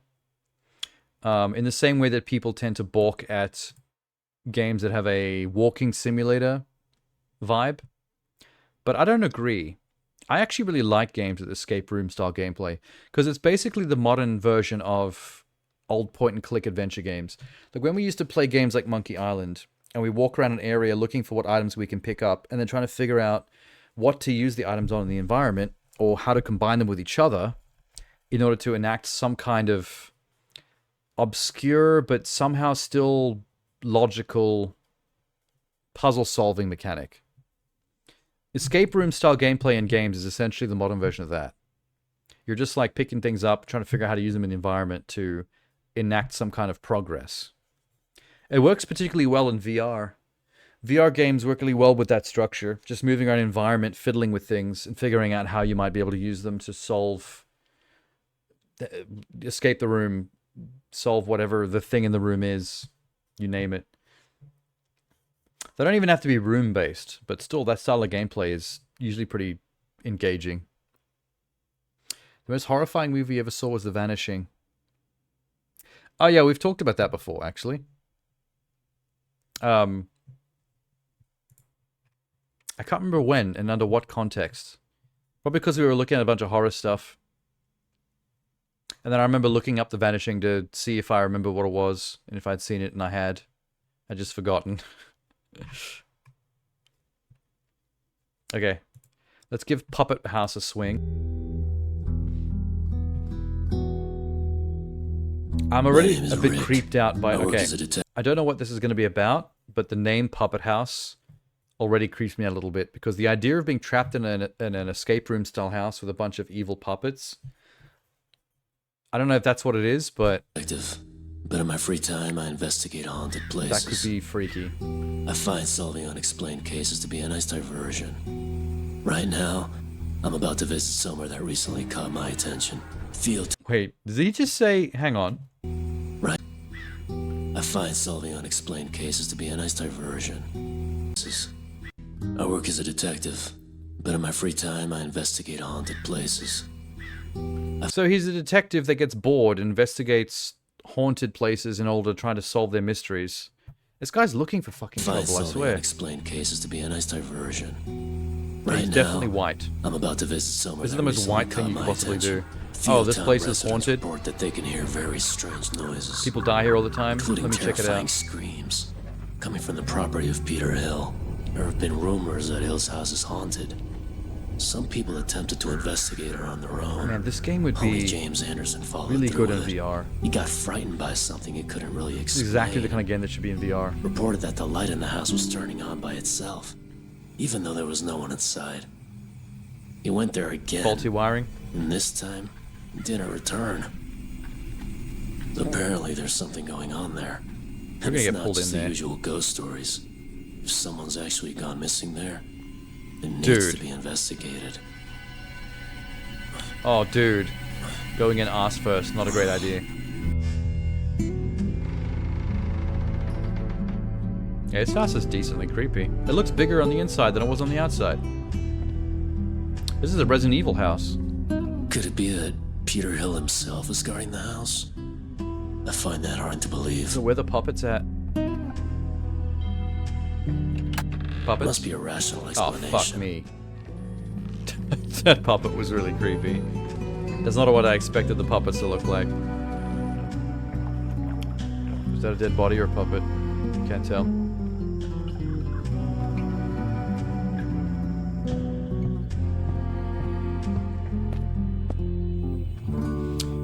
I mean, when they say escape room style gameplay, that usually means there's no combat component, which probably means that you're not in that much danger. Uh-oh. Yeah, I thought there was going to be a jump scare at the end. Puppet house. Who's gonna stab you? Like, it'll play up the scares like you're in danger, but you probably won't actually be as in danger as the game wants you to believe. Because you're mainly there to solve puzzles. There might be some running away from something kind of gameplay. Or maybe even some sequences where, like, you're being stalked by something that can kill you and you have to hide under tables or in cupboards to sneak around it. That would make sense. Game looks interesting. I still think that any horror game in first person with that kind of atmosphere is always like 1,000 times better in VR. That stuff is like made for VR. That's the good shit. What is Once Alive? Official release date gameplay. So that's not the teaser or even the first main trailer. It's a release date gameplay trailer. I'll watch it just to jog my memory if I've seen this before. Indistinctness. 16 years ago, an incident happened and it changed the world's fate. The most contagious and incurable virus put the world in a brink of destruction. Oh, it's COVID. It's post-COVID game. Something attacked the tents from above. Something that can fly. COVID can fly. We tried so hard to find if there are any survivors left. Oh my god, that lip sync. No way you're giving up on this before you even start. Jesus. We can't give up on everything for the sake of a possibility. The most horrifying thing about this game is the character acting. That lip sync is awful. I don't even want to talk about those monsters out there. I would rather die on this. Oh, is that a monster? Couldn't tell. Looked like a regular dude. Need somewhere to hide. The world seems interesting. I like the world building. What do you... Oh, do you actually build? Oh, it might just be physics, puzzle solving. When he was holding the plank, I thought that was going to be building mechanics. Oh god. Oh god, I hate stepping in mud. Oh, it's a trap. Strange. Doctor Strange? I saw the word doctor on that poster. Good, Mr. Adams. Then I'm very glad to welcome you to our village, Houseville. Please. Oh, it's got that make mechanic yourself from Everyone's Gone to the Rapture, where you see like particle effects of like former townsfolk. As you can hear, Almost like a way of seeing flashbacks or prior memories. Sacred words of God align perfectly with what science has discovered. I can try to repair the cable with something. This reeks of like low budget Steam indie, Having fun, Lucas. but one that's like swinging a bit higher than its means. Not in a bad way. Like, this might be really good. But things like whenever you see character models actually speaking and acting, it's like, ooh, nasty. Do you think she's ever going to be happy living here? But then the world and the gameplay looks rather see her actually alive. decent.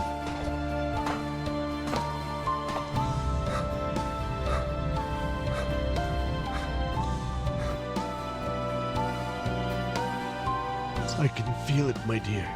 The second spring awaits us.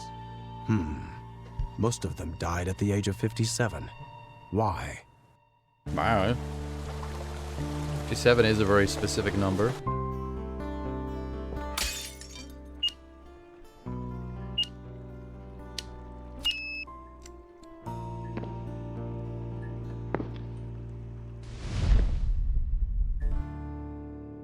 Once Alive, a game by Kambore Yildirim.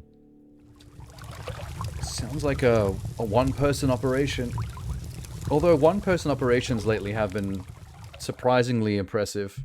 I've played a couple of games on stream that turned out to be like a one-man dev operation. But then how much they achieved with the game was actually like, wow. You guys went all out. Like, actually good job, though.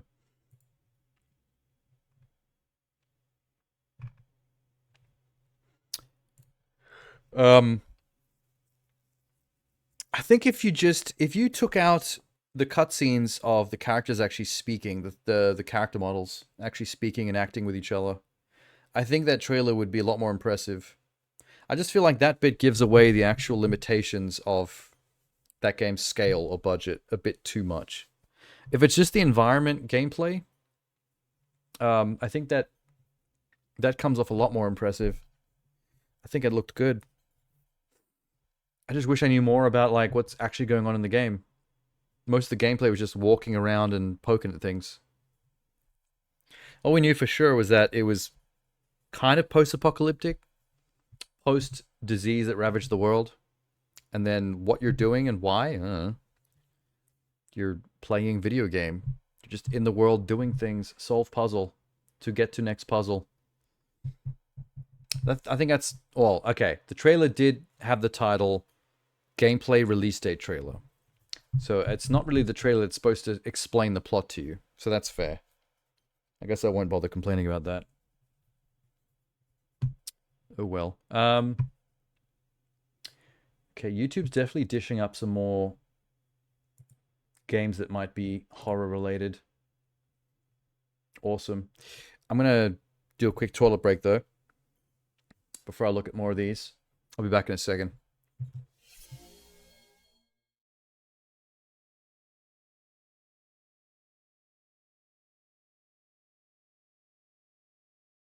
If you give up and turn yourself over to me, then I won't harm the two people you love most in this world. Fuck, he's got your parents. Henry Cavill? Hey, it's me, Jack Black. Hi, oh my god. I'm Susan Sarandon. Oh my... Do we know you? Huh? Are those your parents? Parents? What the fuck are you talking about? I don't think the bounty Well hunter played. even knows these people. Yeah, we don't. But it's so nice to meet you. Did he actually get there? But did they actually get Jack Black and Susan Sarandon as voice actors? That's amazing. Yeah, everyone loves us. I'm sorry, bounty hunter. I'm sure your parents are still out there somewhere, you know? Holy shit, They're what a alive. pull. I can feel it. Oh no. What the fuck? Okay. What? Oh. Drop down. Got it. Why did you follow me in? You fucking idiot. It's a bit of a maze, actually. I'm gonna try not to kick the loose debris on the ground, because that might alert it. There's a lot of power drills lying around. And this single water bottle that appears to be floating above the ground. Is that supernatural? Is that monsters? Or is that just game glitch? Nobody knows. I kicked one.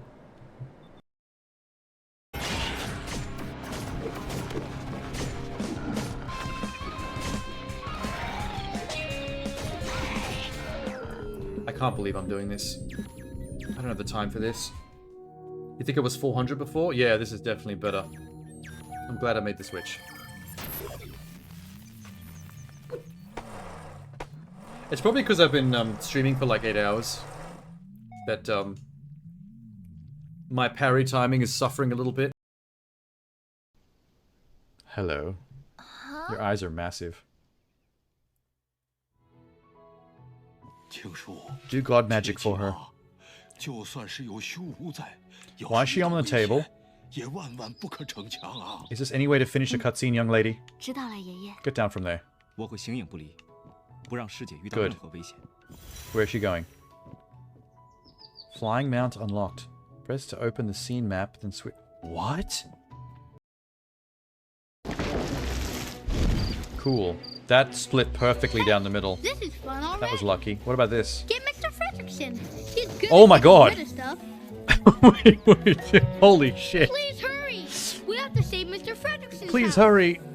My veins are burning with venomous snake poison. That Russell just got bitten by a South American python. This child is done for within about 45 seconds. His veins are turning to acid as we speak. What is this for? Why are people shooting at me? So there's a Goku house. How to play. Buy droppers to earn money, hit power farmers to gain battle power, claim chest rewards to die from a sniper bullet to the side of the head. Thanks, fuckface. That is office? Are you a secretary? I have a meeting. Well, not me specifically, but the bullets in this gun. Have a meeting with, Spider-Bot Boy? No? How about now? I think that means I can go in. I'll do the right thing. I'm gonna hack her. Okay, so far not seeing any child abuse programs running in here. Just the usual. There we go. Oh no! Oh shit, the child exploded as well. Fuck, bail! Bail! I have an alibi. To be, you're my alibi. We were on the bunker. We were playing Galaga on one of the computers. We did not just murder a mother and her child. Oh, sweating a bit. Sweating. Nobody saw that. Quick save. Alright, quest. He has a pink bed. Cute. Kind of lilac. Sorry for encroaching your personal space. Eyes up here, buddy. Yo. I said eyes up here. Oh, you son of a bitch. I'm not gonna do your side quest. Rude motherfucker. How much Ramadans do you think you'll have? You will lose your honor when Tudman takes your sheep and sends back the fat. Something's wrong with you. You think you're big, but you're so small.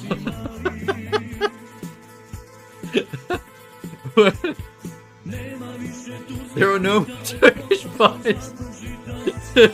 Someone's calling me. Holy shit, this is actually really funny in English. I feel like they're trying to make patriotic points and maybe also be insulting to their enemies or whatever, but it's you have terrible flaws. Because Daddy, you have chosen the completely wrong side. What are you gonna do now? You've been betrayed by Goodman's. That one laser gets me there a lot. I keep forgetting how easily that thing kills you. That one. Whoa, no! Oh! How did I survive that? Fuck! I got hit in the face, point blank range by a truck that time. And somehow I tanked it like a beast.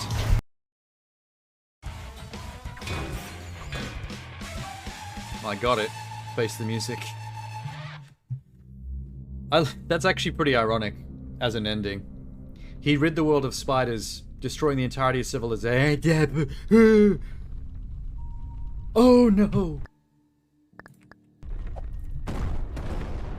I tried. Tenna, how did you guess that the game was going to turn into EDF? Are you serious right now? What the fuck? Actually, wait. Make sure the rest of the sign is destroyed so they have no idea who the exterminator is.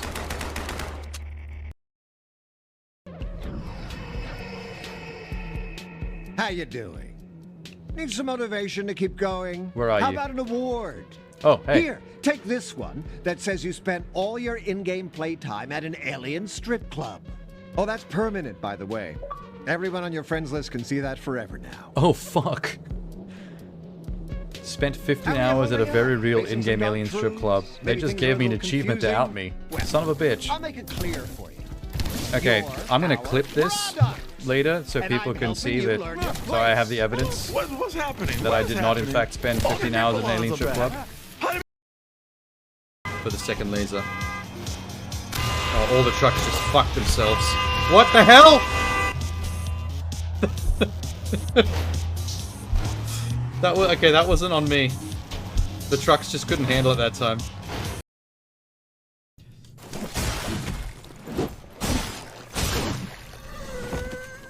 Eat shit, floppy boy.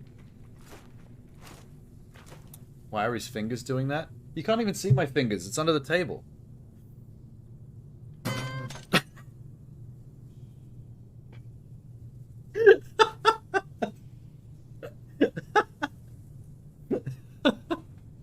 I'm sorry, I can't handle it every time I accidentally kick someone's guitar. Oh shit. Oh, I lived. Did I find a secret? What the fuck? Life tip from Adam Chase. Never promise to help a high school friend that you will finish the stupid Cataclysm mod you started together at 16. Oh, holy shit. Whoa! I found a secret! He will not forget and you will regret it. Fall down the pit to respawn or don't. The final boss sucks because I gave up. This guy is delusional, but he is a kid and he really thinks this game is a ticket out of being a deadbeat dollar store manager, so I pretty much have to help him now. Why did I pick up the phone? I have my own family to take care of. And now, the moment you've all been waiting for. The one, the only, final X-Slayer, the real Zane. Oh, he's kind of fat. Zane put on some weight.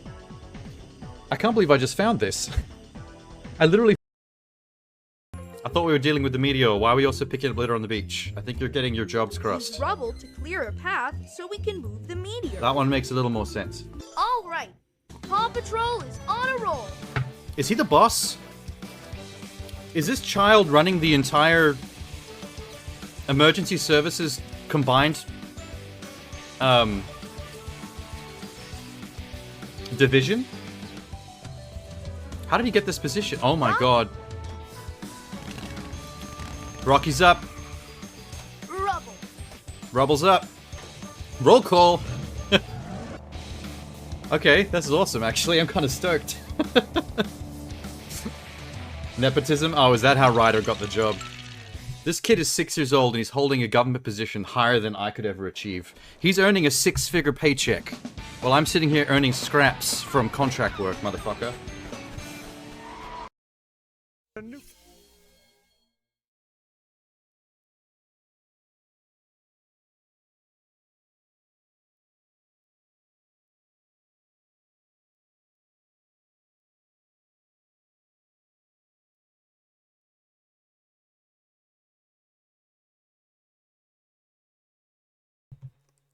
Hello, I'm back.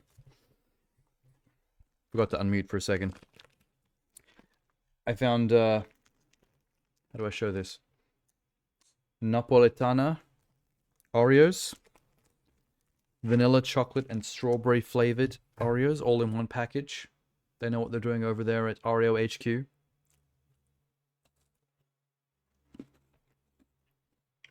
Mmm. Yep. Solid. Would recommend. I don't think the Biscoff would go well with these ones. I've got cinnamon bun Oreos. I reckon some Biscoff on a cinnamon bun would be pretty good. Mmm. Okay. Tasty.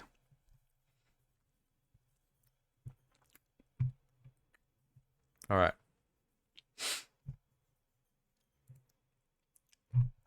What have we got here? Oh. As I got back, I teed up the next trailer. Midnight Murder Club. That sounds like horror. From the developers of Knockout City, which is not horror. A 6-player first-person hide-and-seek multiplayer game. Ah. Damn it. I was excited, now I'm less excited. Survive against other players with a flashlight, revolver, and your wits. Knockout City is a is an urban multiplayer dodgeball game. Like a fairly over-the-top one. This looks like a game that the Twitch streamers are going to blow up. Well, I'm a Twitch streamer, and I don't normally play multiplayer games like this, but okay. The trailer length is 137. Almost elite.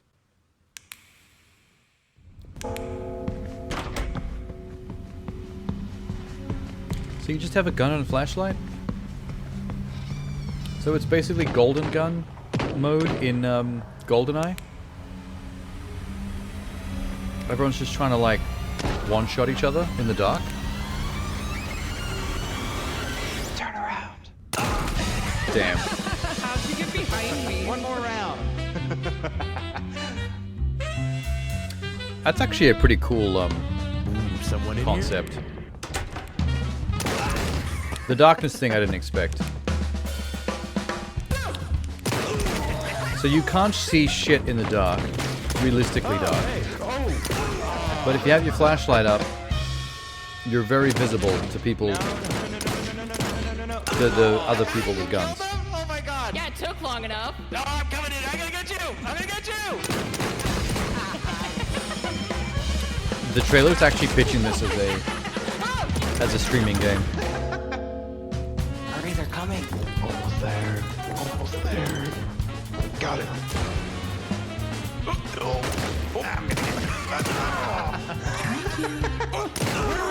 I feel like the vibe of the whole thing is very like rich people cult playing Midnight Murder Club games in someone's mansion. Well, that's fun. Not the horror type thing I was looking for, but that was neat. Due out on PC via Steam in fall 2024. Let's see if it actually came out. Midnight Murder Club. Steam community. That's not the button I was looking for. Whoops. Store page. Still planned release. Q4. It just says Q4. I hate that. I hate it when people use quarters as release dates. Fucking put a date on there. I don't even know what quarter is what. There must be early access codes out for content creators. Oh man, this is probably the most fun I've had. Because streamers and YouTube Let's Players have already played it. There's videos out of them playing it. I'll put it on my wish list to keep an eye on it though. It's pretty cool. I have some friends that I would sometimes play on stream with that we could do something like that in. Why not?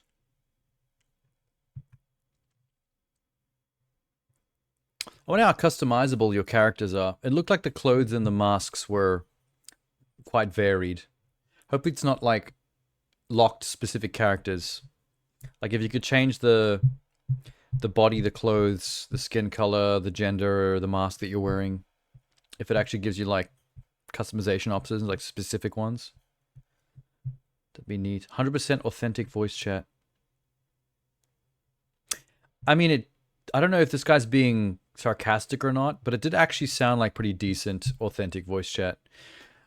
I'm pretty used to like the last 10 to 20 years of video game trailers trying to fake gamer voiceover, and it's always bullshit.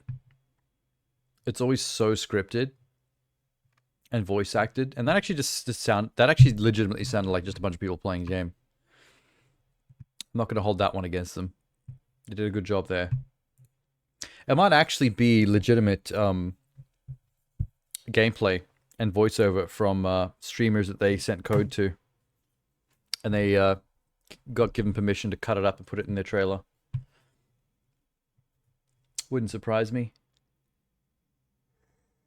It's a legit horror. Come on. Dollhouse. Behind the Broken Mirror. Story trailer. PS5. Eliza Damour, once celebrated singer, now trapped in a labyrinth of her own forgotten memories. With the help of new medicine, we'll be able to piece together the mystery of your past. Psychological horror from the sounds of it. Okay. Blood and violence. Okay. This one sounds legit.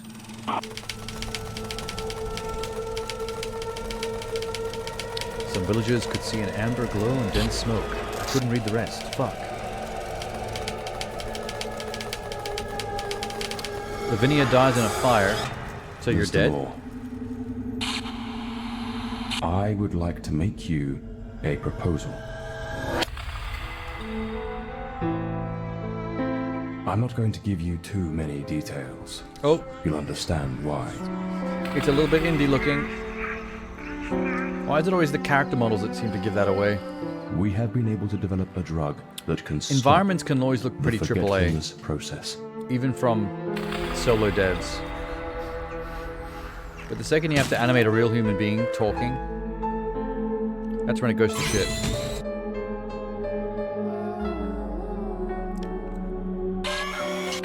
Okay. Okay, Dollhouse is reminding me a lot of Puppet House. Laboratory for Mrs. Demore. I mean, dolls and puppets are almost the same thing.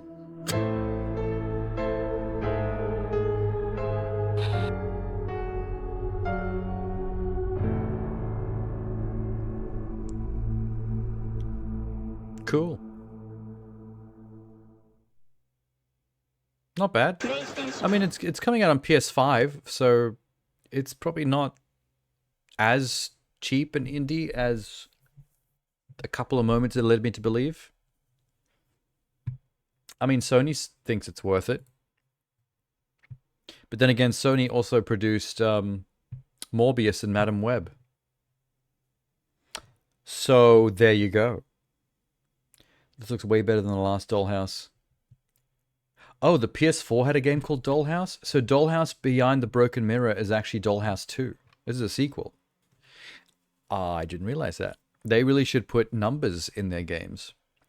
I like it when games have numbers in them, so we more definitively know when we're dealing with a franchise.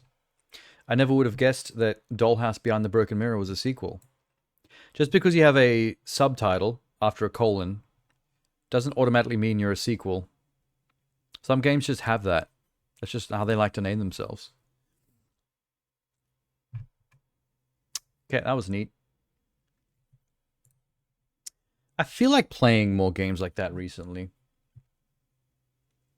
But especially in VR. I really got to get that shit set up. Somehow. I need to re-look at my options for setting up VR.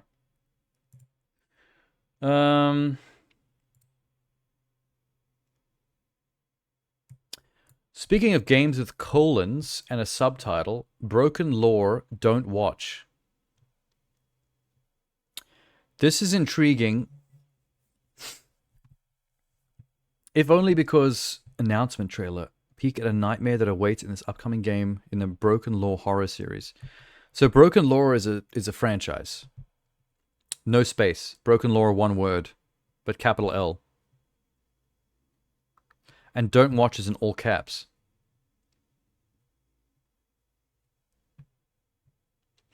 The first comment.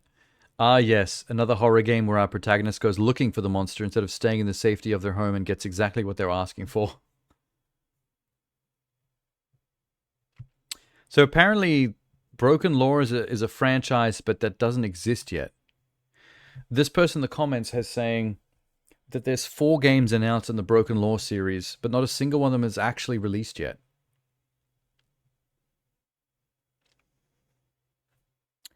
Why announce so many games before you've even got one game in the bag? Japanese horror tends to have amazing graphics. Oh, is this from Japan? All right, let's check it out then.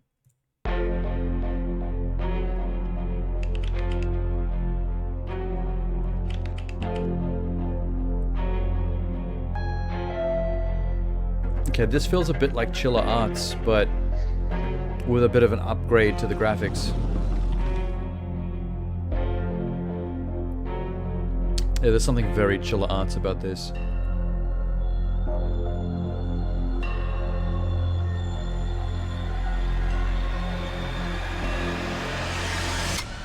Oh, neat. Oh, not neat. Holy fuck.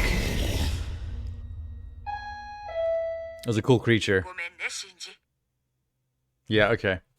It's better graphics, chiller arts games. Hopefully they actually manage to finish one of their games and release it. It'd suck if they were one of those scam developers that's always going on about all their games that they've got in development coming out and nothing ever eventuates. Or something finally eventuates and it turns out to be like a Bitcoin miner installed on your PC.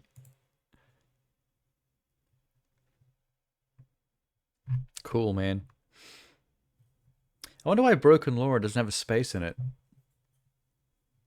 Weird naming convention. Also, this thing is running around my apartment complex. I think it's someone playing the demo. Abnormality. What's this? From Nightmare Studios. Hold up. I have a tab right here. Get ready to witness true terror this Halloween. Abnormality releases onto early access 20th of October. This just came out a few days ago.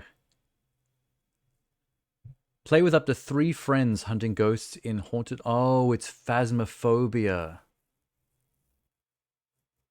This is a Phasmophobia wannabe, I bet. Yep.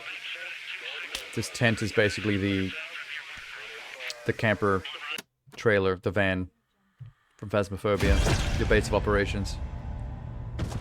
Splat.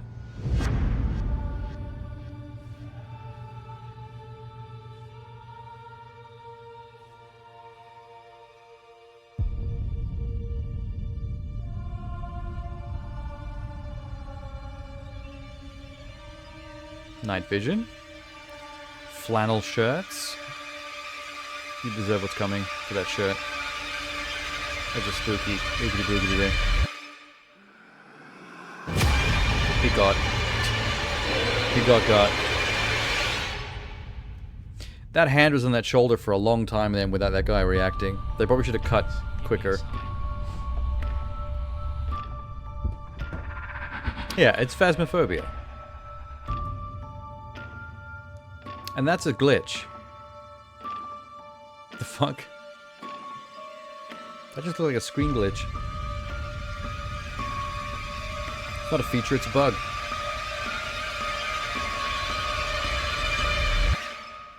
So the creatures are all just supposed to be like weird supernatural shit? That's cool.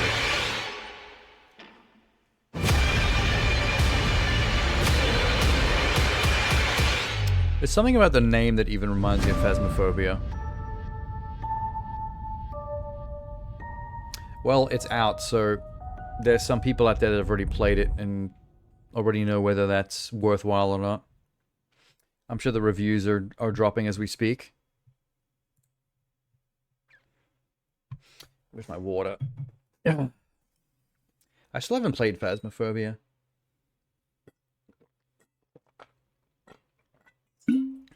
I may have missed the boat on that. Because everyone you could possibly play it with at this point has already played it and knows what's going on. I feel like games like that are only fun if you play it with other people who have no idea what they're doing. Discovering it with friends is part of the fun. If you drop into a sesh with a bunch of veterans that know what they're doing, it's not really that fun because it's just watching them around and go through the motions. Like the scary part is already done. They're just like interacting with the mechanics at that point. Why does it cost money? I waited all day for it and now it costs money. Why did you think the game would not cost money, dude?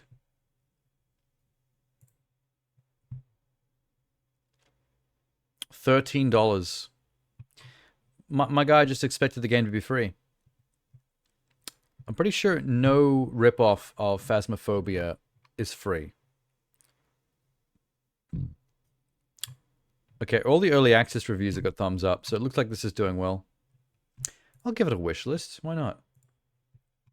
Throw him a bone. Wish listing does help.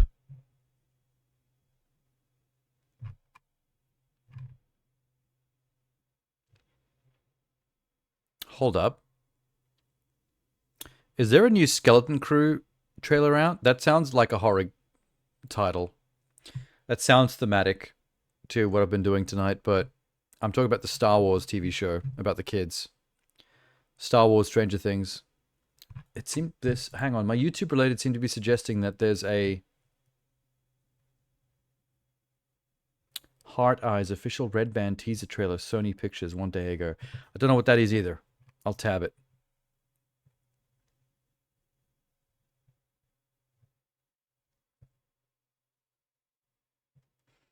My Chemical Romance's Black Parade, but with Sonic the Hedgehog sound. Okay. Let me tab a few things here. I don't see the trailer. The Sticky. Blumhouse. Alright, Blumhouse. Jesus Christ. I'll watch it. What the fuck, man? Trailers. Heart Eyes. Presence.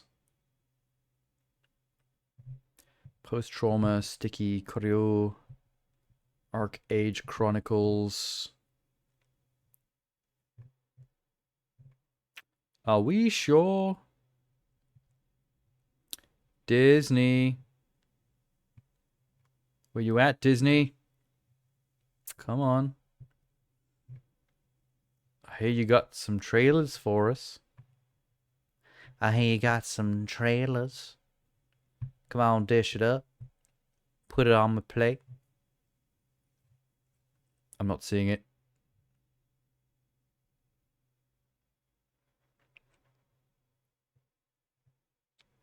Okay.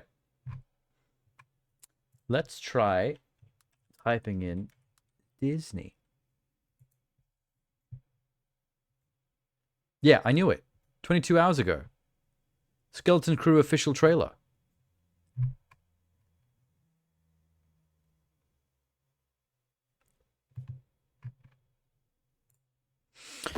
Let's check it. Whoa! Don't get ahead of me. How long is this trailer? 2 minutes exactly? Nice. What are you in for? What are you in for? Being a dirty little grub. I found something buried in the woods.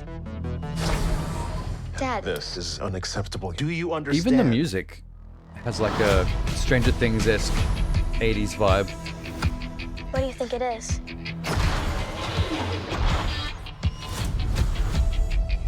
Don't touch anything. Oh, it's gonna be fun, man. Hope people don't go off on this for not feeling like Star Wars.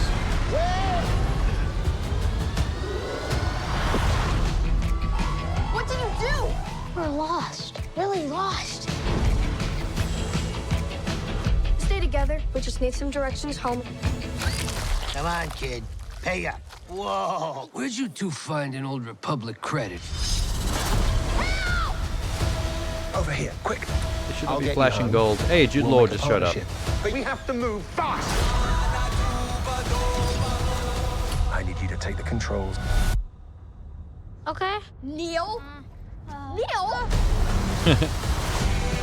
Let the little elephant guy part of the ship. Why not?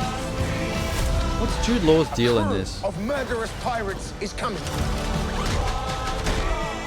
Cool.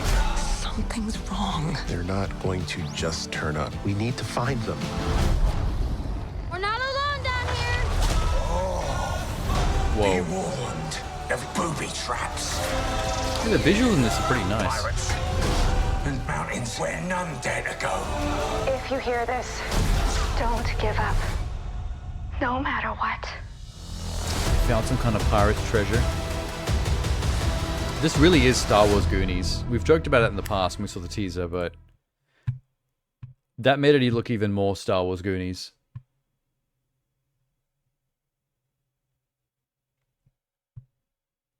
Holy shit, the second comment. Never thought I would see Star Wars version of the Goonies, but here we are. Wow, that's how much that comes through. I didn't even see the comments before I even said that. Looks insanely fun. The nice thing about Star Wars is you can do something like Andor, and you can also do something like this, and both can be good. Imagine being 10 and Star Wars drops the show for Christmas. Exactly. That's the tone that we should be thinking about this in.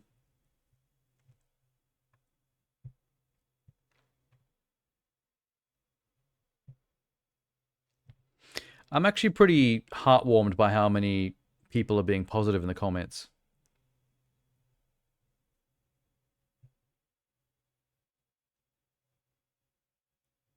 Yeah. No one's being a weird, toxic incel weirdo. I'm sure we'll see some of them on Twitter talking about this trailer. There's always somebody. But I like that the majority of people are being positive. That's good. Happy about that.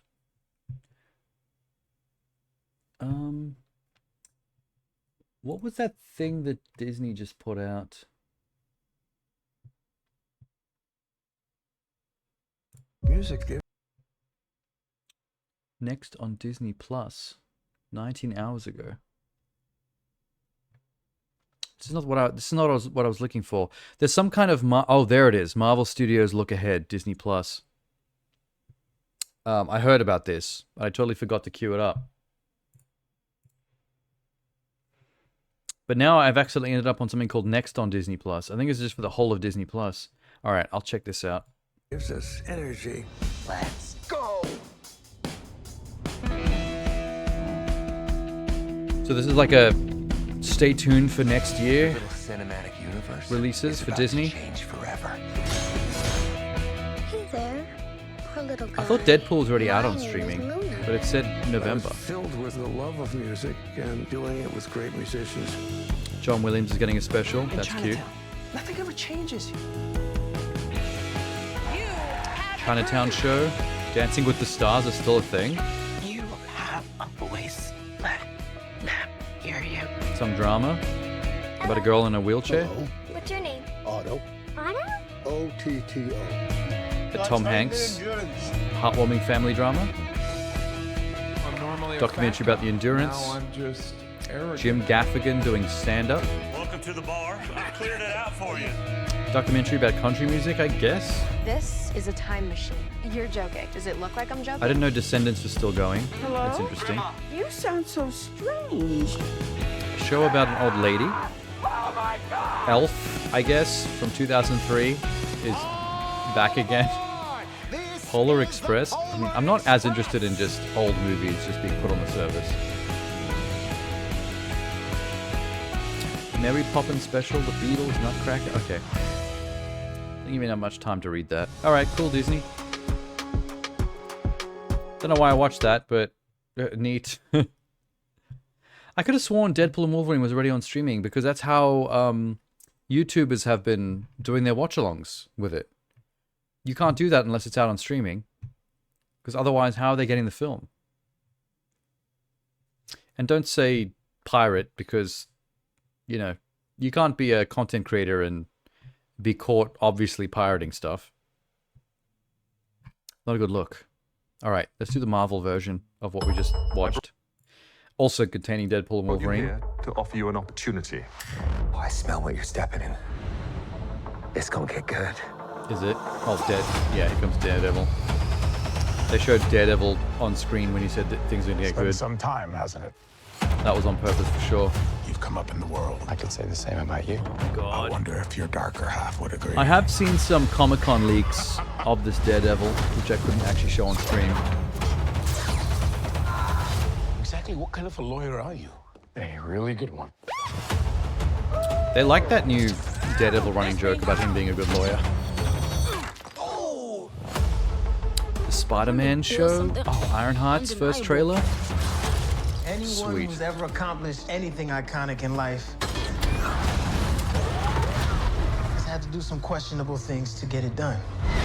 Isn't Ironheart the series that's going to debut? For an adventure?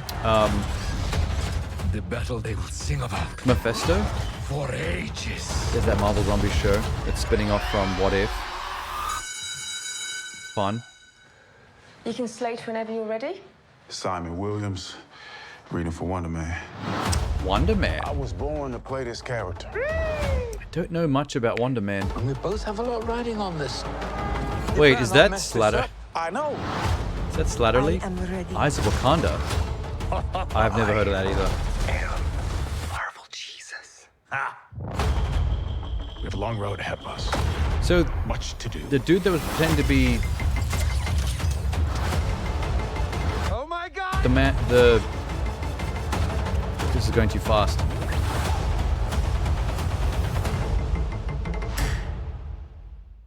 There was a lot in there. What's the Iron Man villain?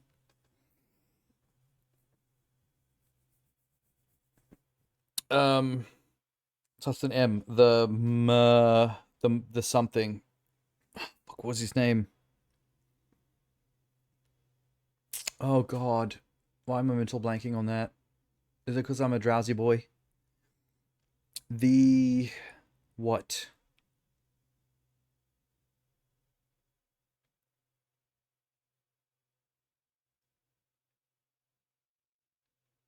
He runs this the Ten Rings terrorist group. Mandalore. This is killing me. I've never forgotten this name before.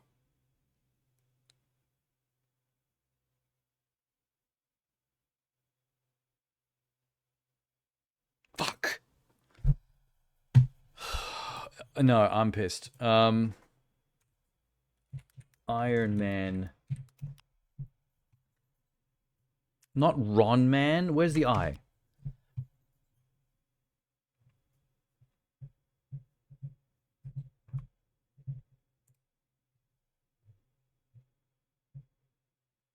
The Mandarin. Fuck. See, I shouldn't forget that because he's basically named after an orange. Trevor Slattery. That's the actor that was pretending to be the Mandarin. So I guess he's making another comeback in Wonder Man? Because Wonder Man is an actor turned superhero and he's learning how to play a superhero from Slattery. And then actually becomes one for real? I'm guessing that's the synopsis. We can find out. I wonder if this is from the comics, because I've never heard of him. Wonderbad. Character appearing in American comic books by Marvel Comics. Okay, so it is from the comics.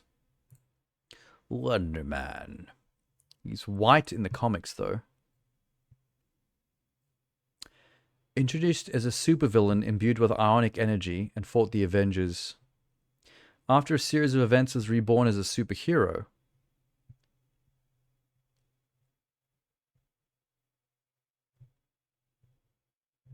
What? It sounds to me like the TV show version of Wonder Man is going to be very different from the comic book version.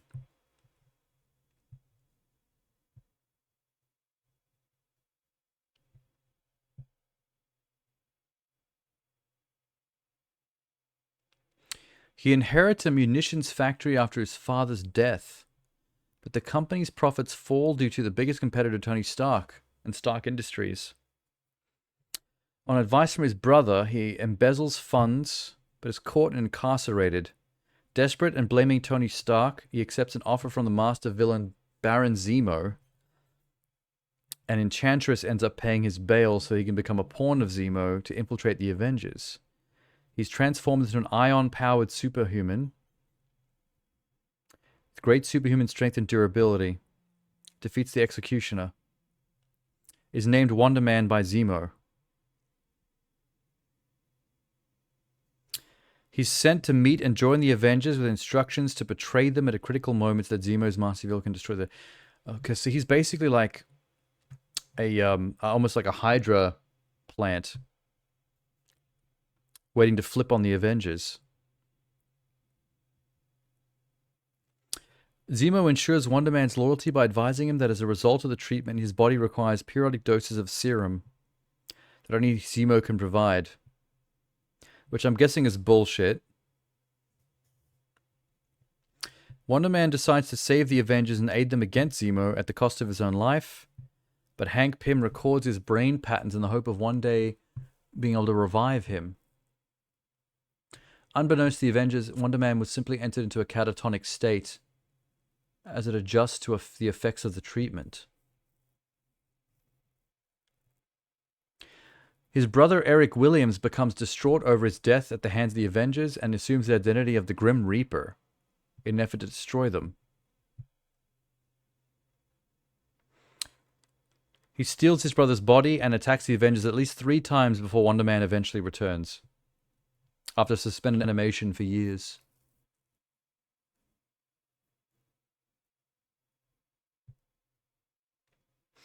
During this period of suspended animation, the Ultron stuff happened. In which case, Ultron stole the brain patterns recorded by the Avengers of Ultraman and used them as a template to make Vision. Whoa, there's some crossovers here that are definitely not going to be in the live-action shit. But Wonder Man has connections to things, it's like pretty big deal things that I had no idea about. So basically, at some point after this, he becomes a good guy. It's unfortunate that he has such a generic name, Wonder Man. Doesn't instill much awe or interest.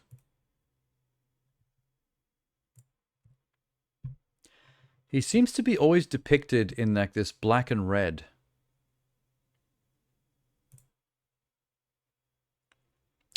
Yahya Abdul Mateen is playing him. He's a good actor though.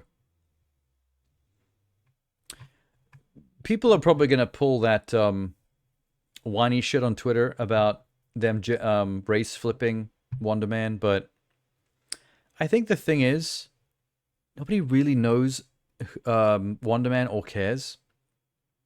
Unless you're that much of a comics head that you're actually a Wonder Man fan somehow.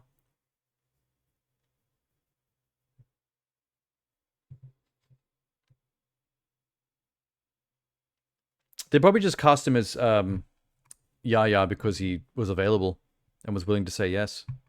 I mean, if you're able to get a good actor like that, you may as well race, gender, or race or gender flip a character. Quality of actor is more important. Wonder Man series reportedly scrapped at Marvel Studios. Well, we just saw hints of it in a teaser trailer, so I guess not. That bit of bait faux journalism turned out to be fake immediately.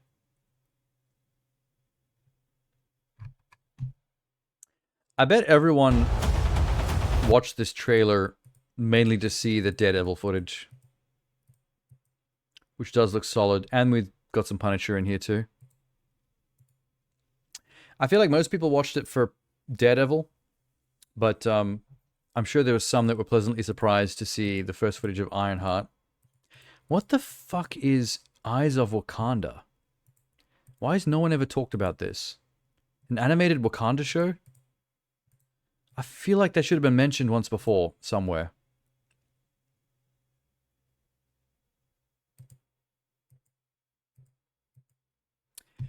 I'm curious as to how much they're going to change Wonder Man, though, because nothing about what they're hinting at in the trailer is anything like what I just read on the Wikipedia.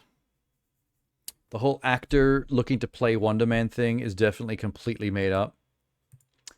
But probably because they need... Okay, they do need... They need a new, a different way to introduce Wonder Man into the MCU. Because the way he comes about in the comics is impossible. It's way too tied to Tony Stark to be doable anymore, with him being dead. Like, they have no choice but to come up with a completely original take on Wonder Man's origin. But I'm not really against that. I used to be more against the idea of that back when Marvel was fresh. When we were still in like phase 1, phase 2. Like, I liked comic accuracy. But now I don't care as much because there's a lot of things that have been changed and gone against comic accuracy that are actually good. Like, I like the changes made to Miss Marvel. I think they were for the best. Not everyone would agree with that one, but I definitely feel that.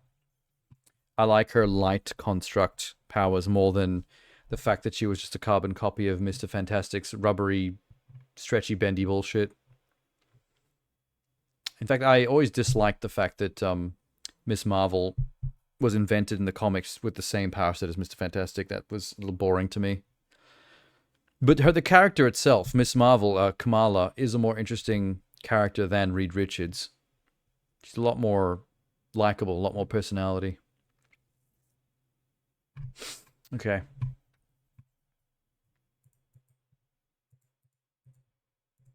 Well, that's the one I'm more intrigued by. Marvel Zombies is going to be more the same from What If, so that's fine. It's cool to see the first Ironheart shit. Excited for that, especially to see what Mephisto's connection is going to be. Daredevil expected. Expected levels of quality. Nothing to write home about there. I think Wonder Man and Ironheart are the two surprises for me that I'm more intrigued by. Daredevil, we know it's going to be good. It's, yeah, whatever. It's awesome. Already a done thing. Right. What have I got open here? Oh, fuck. I left Skeleton Crew open. Whoops. What is this? It's called The Sticky. It's by Blumhouse. And the synopsis is, these sticky fingers have touched things. A Blumhouse movie that isn't horror. Okay, that is weird. A Blumhouse thing with no horror connections at all is unexpected.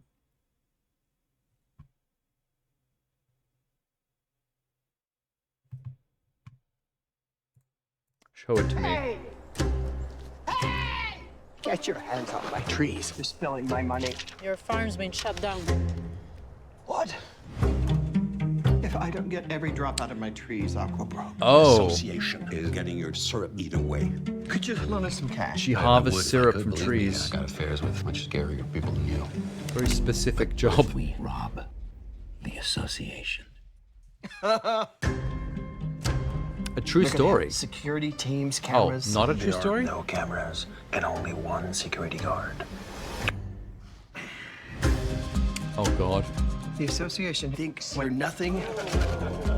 They think we're invisible. Hit the road, meatloaf. That's pretty funny that you're talking about the crime you want to commit, and the security guard of the location is sitting in the diner right next to you. You rob them blind. Partner? Partner. We got more security guards. Good Nancy Kerrigan today. One or two solid whacks, break a couple of bones, that could work. Nancy Kerrigan. Now that is a woman. It's fun. We had a plan. I improvised. Cops! Never forget your multi-tool. So a Canadian woman that harvests syrup from trees in her backyard This is our chance. decides to do a Who heist. thinks they know better. To show them who's boss.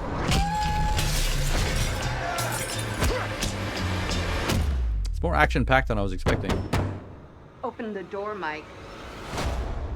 I am freezing my balls off. What? I love a good heist. Holy shit. Wait. That was Jamie Lee Curtis showing up as a random cameo as an assassin? What the fuck? You know, I only opened that because we were looking for horror trailers and I thought it would be horror because Blumhouse, but that was a fun little surprise. Jamie Lee Curtis is making a thing out of just randomly showing up in very unexpected movies. Movies you don't expect to see Jamie Lee in, at least. Cool.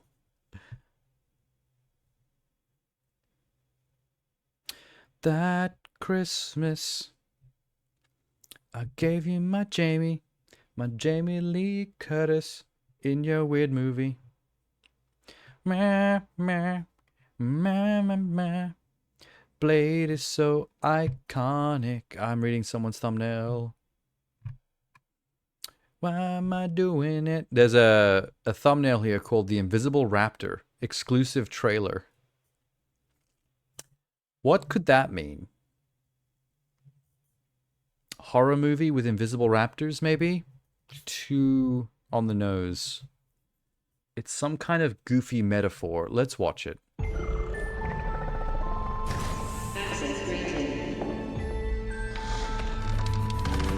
What the fuck? I don't know how. This Actually, is an invisible human raptor. awesome. What? Sean Astin's in it. Is that his name? I'm a paleontologist. Amber, it's been 10 years? Things seem to be going well. Your life sucks.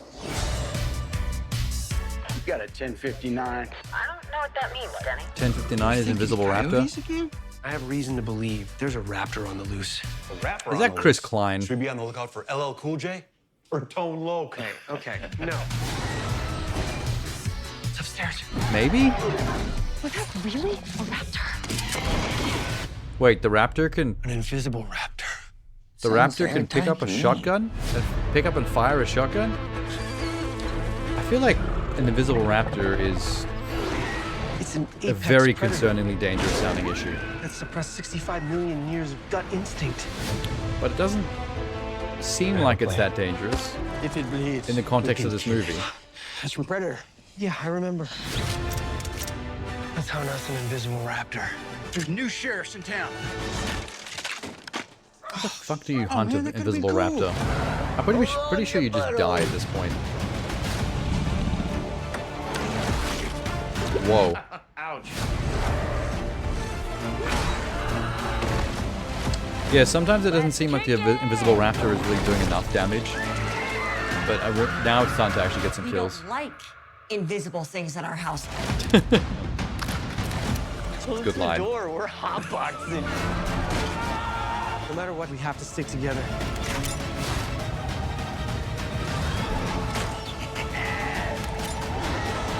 You're slipping! Guy in the raptor mascots. Oh, wow. That was a cool shot. Wait, let me see that How did you again. make raptors? Did you see Jurassic Park? Yes. We did that. But how did you make it invisible? Did you see the Invisible Man? Well, you just stop. Don't say anything. I hate spoilers. Huh. Hang on. Neat. I think this is the finale, though. I think they gave away how they kill the raptor. It looks like fire is erupting from inside its body. That's not it breathing fire. This is it exploding. We get to see the raptor properly, probably for like a brief second when it dies at the end. When it explodes from inside. They probably throw some kind of like flame grenade into its mouth. Well, I'm gonna send that to people, because that's silly. Couldn't send. Okay, well, I'll hang on to it until later and then send it. How about that? Why is Invisible Raptor appear again? Hey! Did I double click and open up 2 tabs?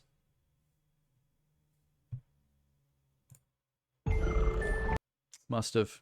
Whatever. Blah, blah, blah, blah, blah. Wait, what is this?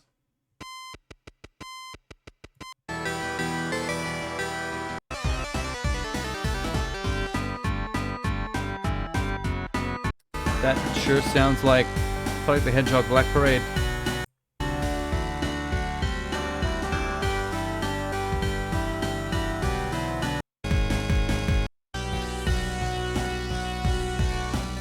Oh, it's the entire... Wait. This is the entire Black Parade album.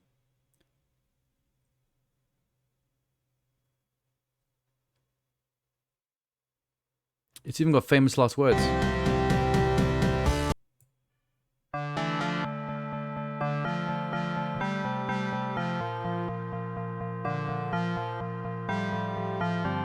It's pretty cool. Death Black Parade.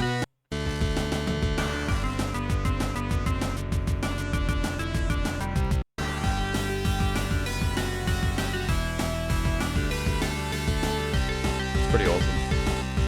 What else did I open? Oh! A Sony Pictures Entertainment film, which have not been kicking much lately.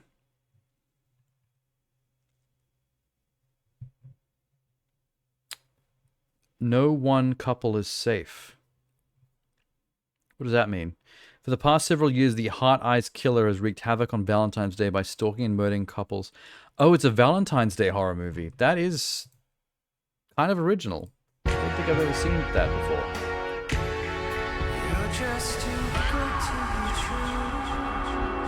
Opens with him already murdering somebody. Produces a scream. Hopefully it's not too satirical or meta. Getting a bit tired of that. He uses knives with little love hearts carved in them.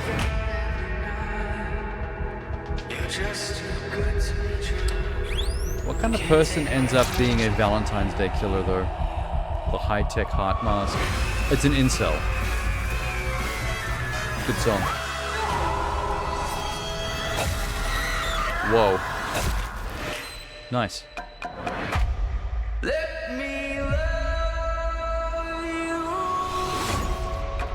That was cool.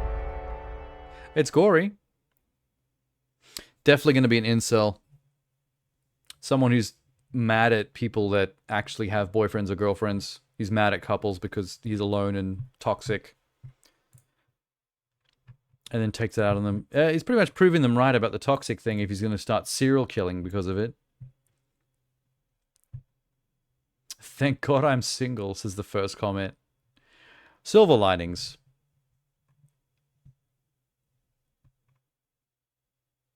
Perfect for the upcoming Valentine's Day. I think people are being snarky in the comments because Valentine's Day is February. But this trailer came out today. Yesterday. Yeah, yesterday. Wow, okay. Cool. Na na na na na na na na na. I've got that song stuck in my head. I'm sorry. I do think the Heart Eyes Killer look is kind of iconic. That dingy mask with the bright pink LED heart eyes. I don't understand how he sees anything. But still. Okay, we need to go back to games. How about The Bournless? That sounds like horror. Welcome to The Bournless. Action horror first-person shooter. Face off against other players, demons, and build factions in a Lovecraftian world. What the fuck?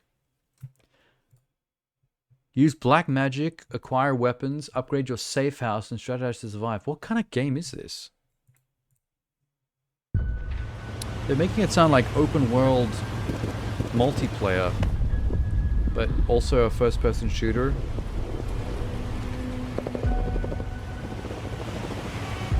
Everywhere that eyelid's popping off.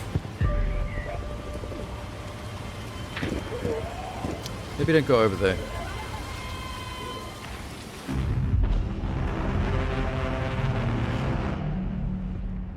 Cool.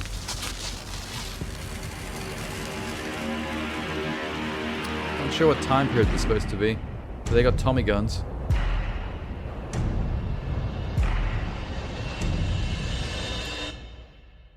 Don't tell me that's the whole trailer. What the fuck?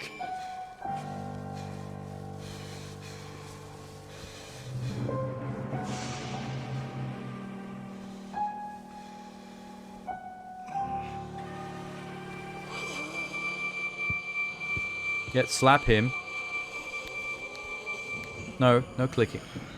Punch him.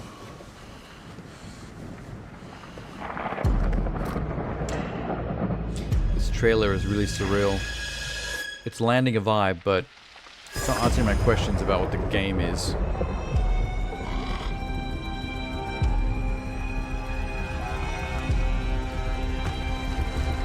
Punched it. Oh, what's that? That's an oogity boogity. That's a fucking spider. That was a demon spider. Don't like that. I don't understand what this game is. It's a boneless. It's getting a PC disc release. Unreal Engine. So it's a first-person shooter. Other human players are in the game. So it's kind of MMO or kind of adversarial multiplayer or co-op. One of the three. You're in a Lovecraftian world where you can upgrade your safe house base and you have to strategize and survive.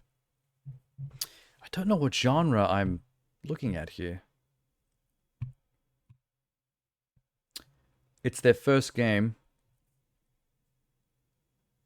For those wanting to know more, The Bornless is an extraction shooter that you get to summon and play as demons in. Okay, extraction shooter actually does explain a lot. Thank you for that. Okay, sweet. That's what I needed to know. I wish they would just say that. You know what I mean? Explain a lot. Still watching horror? I guess. Sometimes. I mean, I just keep looking at things at random that may or may not be horror. And less than 50% of the time they actually are. Like, let's just take another random swing. Ready? Alcahest has a thumbnail that looks like it might be a horror game. Alcahest. Interesting word. A first-person fantasy action RPG that's a spiritual successor to Dark Messiah of Might and Magic.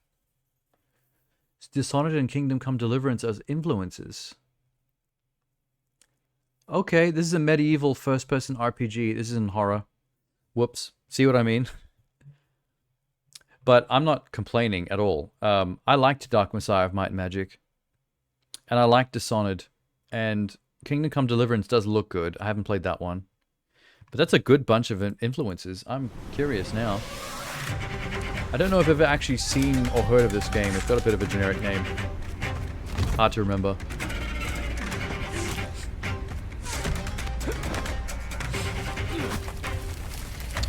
I think Dark Messiah of Might and Magic was the first time I ever did melee combat in first person that felt legit. That had weight and physics to it in a way that was satisfying.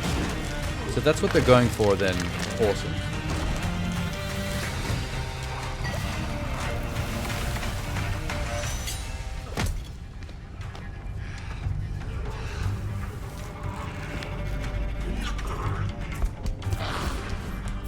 Oh damn, you can juke. Physics use of objects, that's pretty Dark Messiah.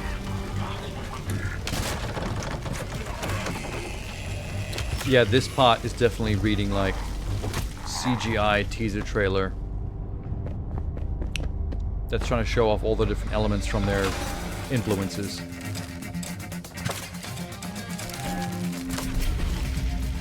Smart. I love the fact that, okay, I've never seen that before. The fact that after drinking the health potion, you can throw the empty glass bottle. I like the realistic way arrows impact with a wooden shield. Actually damaging it, that's cool. They got some good ideas in this.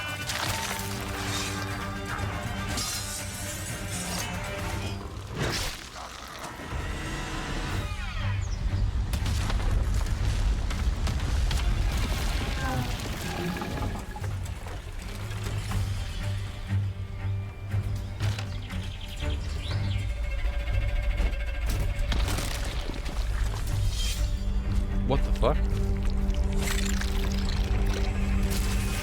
Oh man. There's a Shai Halud.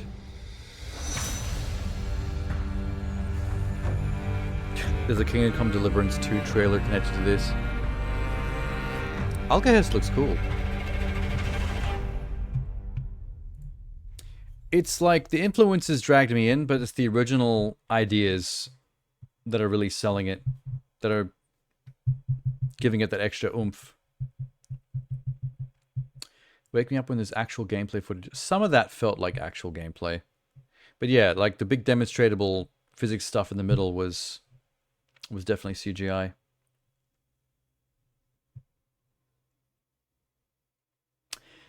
Please be the first-person RPG that copies Dark Messiah but modernizes it. I think that's what we just saw. I think the arrows and the wooden shield is probably the thing that impressed me the most. The throwing the health potion flasks after you've emptied it is more of like a novelty. That made me laugh. It won't be any kind of huge mechanic. It might just stagger or distract an enemy that's charging at you while you're trying to heal. Okay, cool. Is there a wish list for this?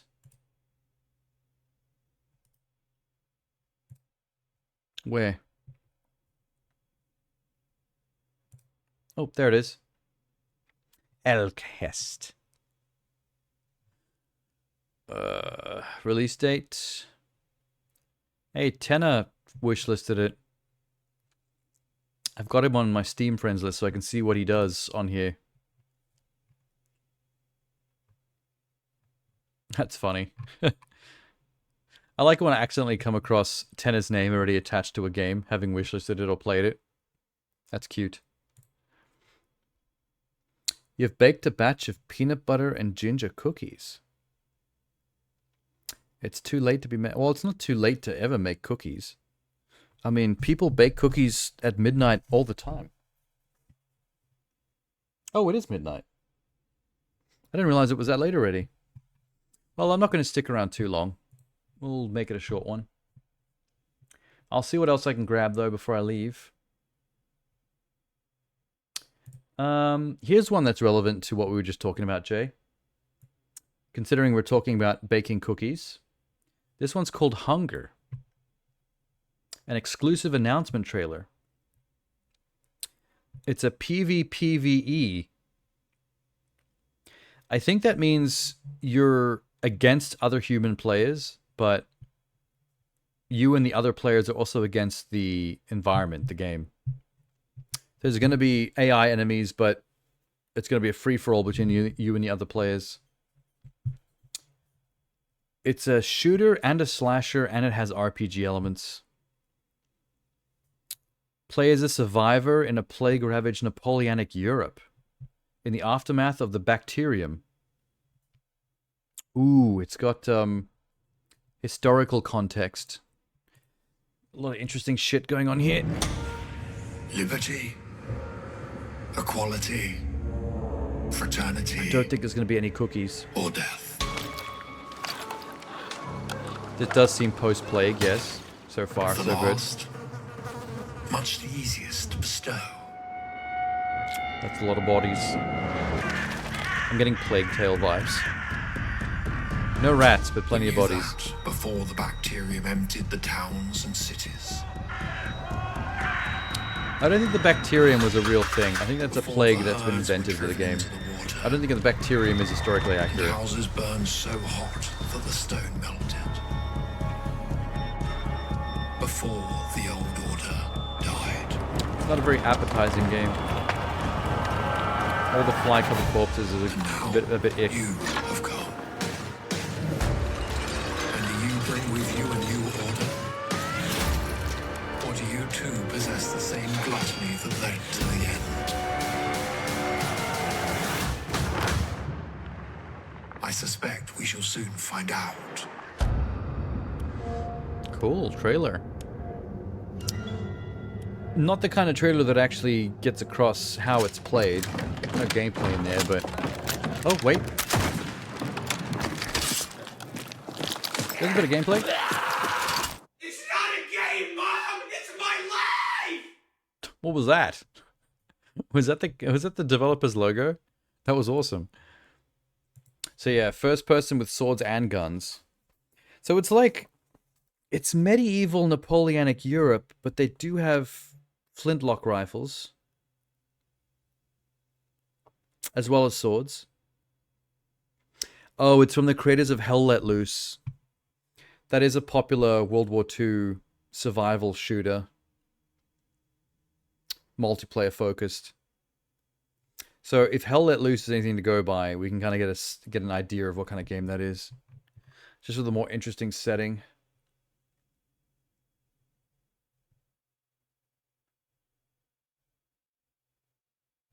People in the comments are all talking about that little logo at the end there that I laughed at. It's pretty funny. Okay.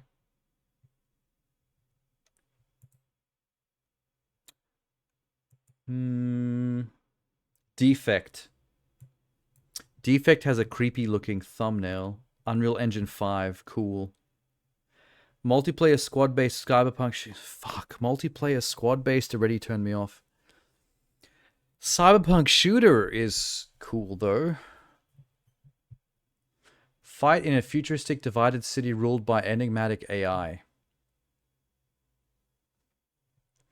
Ruthless gangs and rogue law enforcement vie for it. So it's an online multiplayer shooter where you either side with the ruthless gangs of the street or the rogue law enforcement.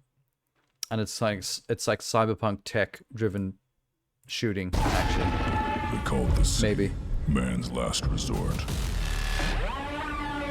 Because everything on the outside would kill us. Cool like voiceover. crabs in a barrel, fighting to get to the top. Pulled down by everyone else. By justice. Wow. That only knows how to place its boot on your neck. By outlaws. It's this kind of cyberpunk. If you lived or died. You want to know For some the way reason to it makes me survive. think of Dread. You fight. Fight like a starving dog. I kneel. Whoa. So it's just a grungy, gory cyberpunk multiplayer shooter. Sick soundtrack though. I mean, that's the real takeaway, the soundtrack. I mean, the art style is real chunky in an appealing way. Yeah, that's why I thought Dread. It looks like Mega City 1. That commenter is dead on.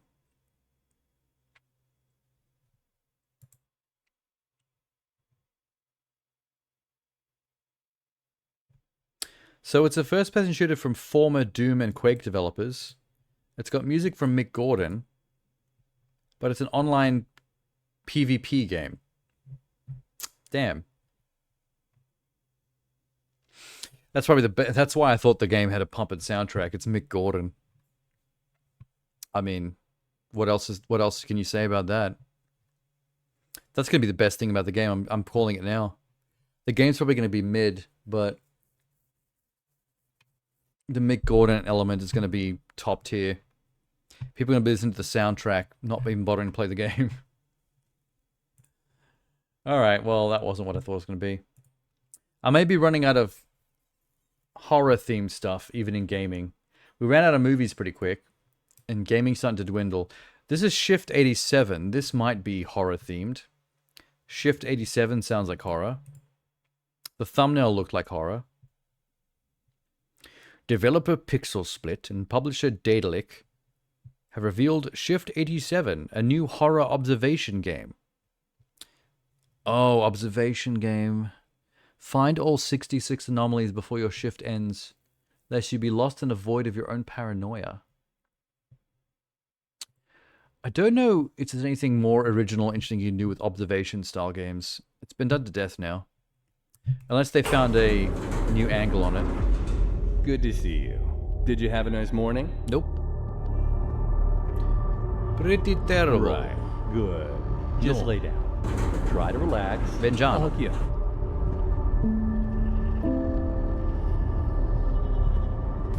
This feels like Control.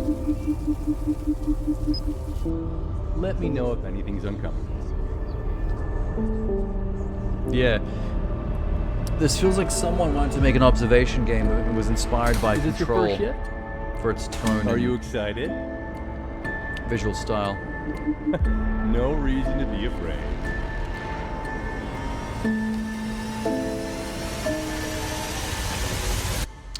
Okay. We're all set. As far as observation games go, this does feel a little bit more cinematic. Hi, I'm your supervisor for this. A little bit more atmospheric than normal. Okay. That was cool. I'm not really interested in that for the slight horror element or vibes. I think the game looks decent. I don't think you can really be that scared of an observation game because you kind of know that there's not really any threat. It's more like a puzzle game where you just have to figure out what's different about an environment.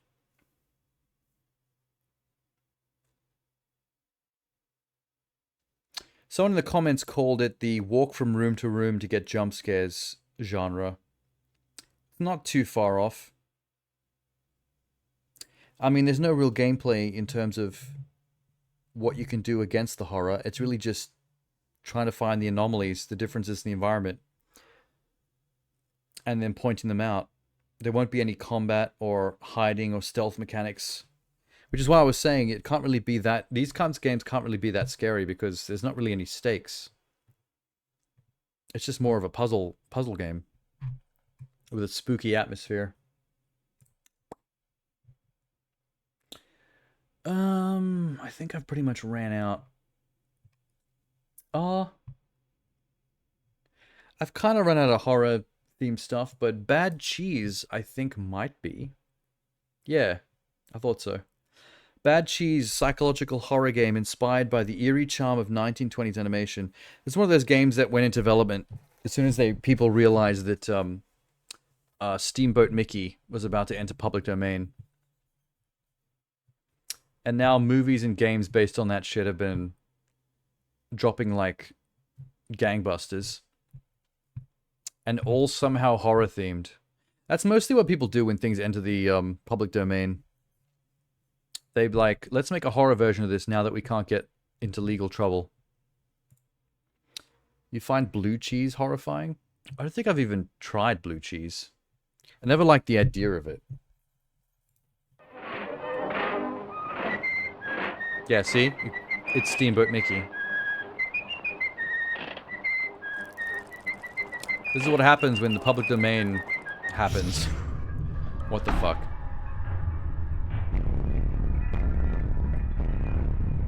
Okay. Wow, this got fucked up really quickly. So a centipede enters your ear. I wasn't expecting this to be first person. Wow, this is surreal. I like it though. The 1920s and black and white animation, like the 2D 1920s animation aesthetic, combined with the first-person 3D environment, is such a trip.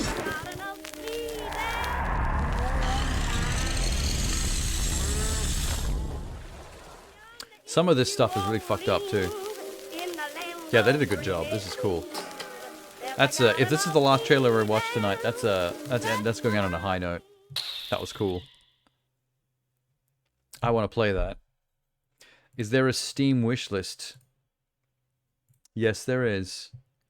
Thank you for providing the link. I hate it when they don't provide the link. Coming soon. No release date, just coming soon. Sweet, man. Hopefully the gameplay is not too first-person shootery.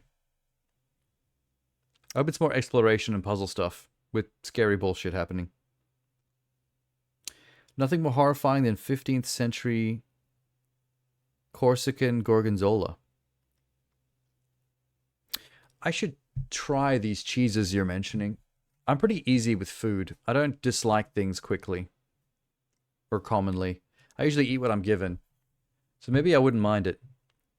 There's some foods I just don't like the idea of. The idea of blue cheese always seemed unappetizing. It's like, that's just something that went off. Why would I want to eat that? Gross. Cheese. I don't know why that game we just watched the trailer for was named Bad Cheese, though. I don't know what the cheese connection is.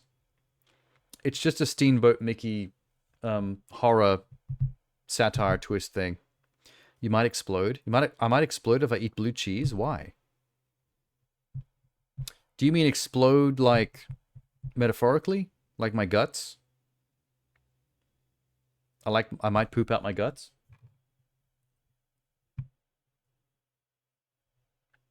What do you mean? Maybe we could do one more.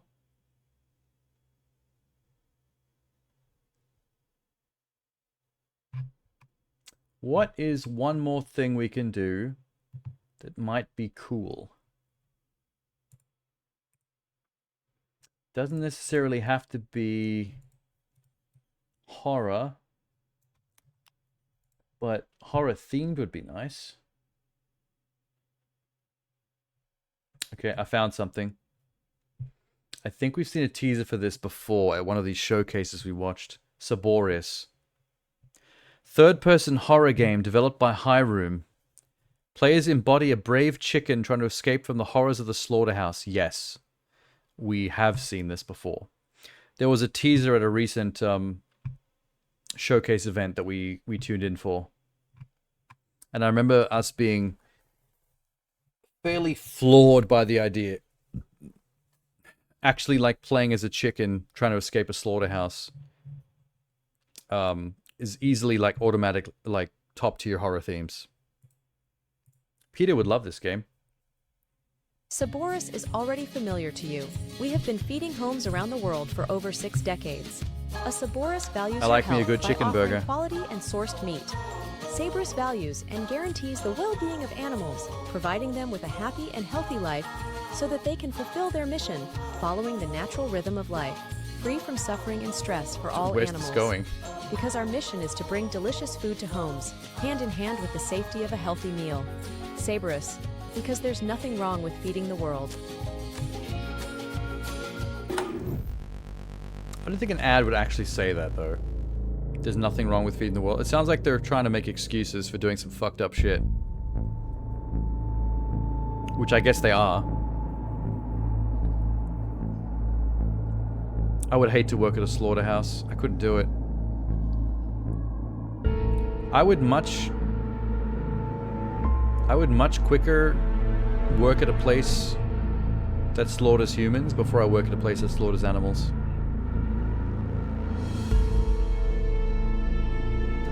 I'm sure they're gonna heighten and exaggerate how fucked up the horror is of this place. Look at this chicken solving puzzles, dude. He solved a fuse puzzle. They don't have to be particularly clever about the puzzle design. It's just kind of neat that it's a chicken that's doing it.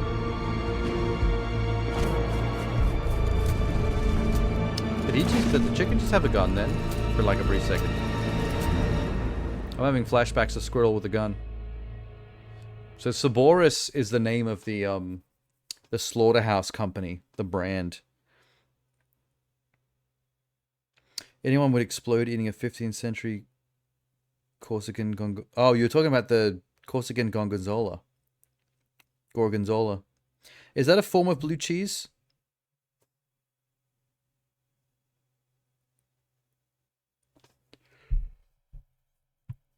Oh, wow.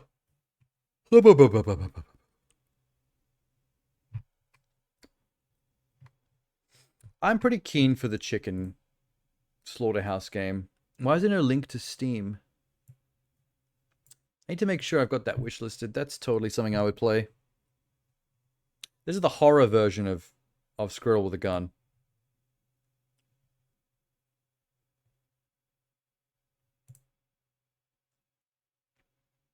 Oh wow, I didn't wishlist it. Okay, we'll fix that. No release date, just coming soon. Hate it. You guys should have a better estimate of when your game's gonna be finished. It is a blue cheese? Okay. I don't know my names of blue cheeses. Okay, I'm down for Saborius. I haven't played enough games where you get to be chicken. I played plenty of games where you get to fuck with chickens. Like, Zelda.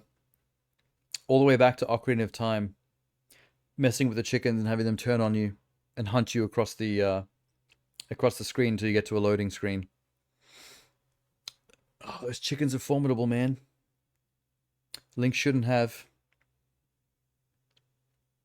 You gonna go to Betty Buys? It is a bit late for you. 12:30 at night?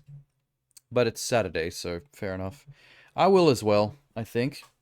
I think we've hung out enough. I've made up for not doing any Halloween streams towards the end of October. We gave up on Spooktober very quickly once I had other priorities because of Game Pass. Only the first half of October really got Spooktober love. So catching up on all the horror game and movie trailers was a nice little remedy. I'm still going to try and play maybe 1 or 2 more horror things in the next week, just as an extra send-off for Halloween this year. You know what I mean? It's all good. Good to see you though, Jay. Unlicensed streamer was here for a bit. It's good to see him too. We haven't really talked to anybody else we know. It was a pretty quiet night. I was doing the Sunday stream a day in advance though. Hopefully nobody turns up tomorrow wondering where the Hangout stream went. You missed it by a day. That's all. Okay. I need to go actually figure out my streaming schedule properly. I need to actually go fill out the calendar and stuff. So I'm going to go work that out. Figure out what games, how many days, how to spread things out, all that kind of stuff. I do have...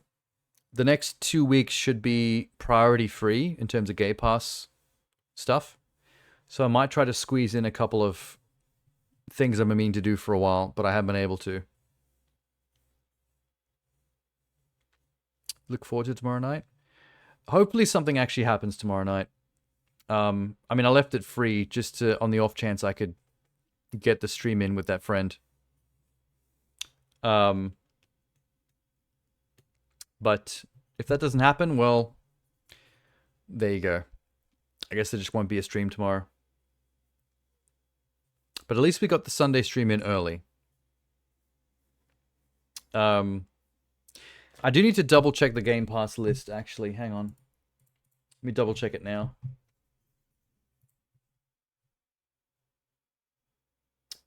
Game Pass is losing 7 games in November? Oh my god, wait. Okay, hang on. This has actually been updated. Game Pass. Contract leaving. Like a Dragon. Doesn't matter for me. Persona 5, don't care. Somerville, I've already played. Dicey Dungeons and Dungeons 4. Haven't played those, but I don't think they're urgent. Oh, were you mishearing me? I didn't see your messages till just then. And Goat Simulator, I actually own already. I got Goat Simulator through Xbox Games with Gold. They gave it away for free 1 month. So I thought 2 of those were going to leave. Dicey Dungeons and Dungeons 4. But the others are a surprise.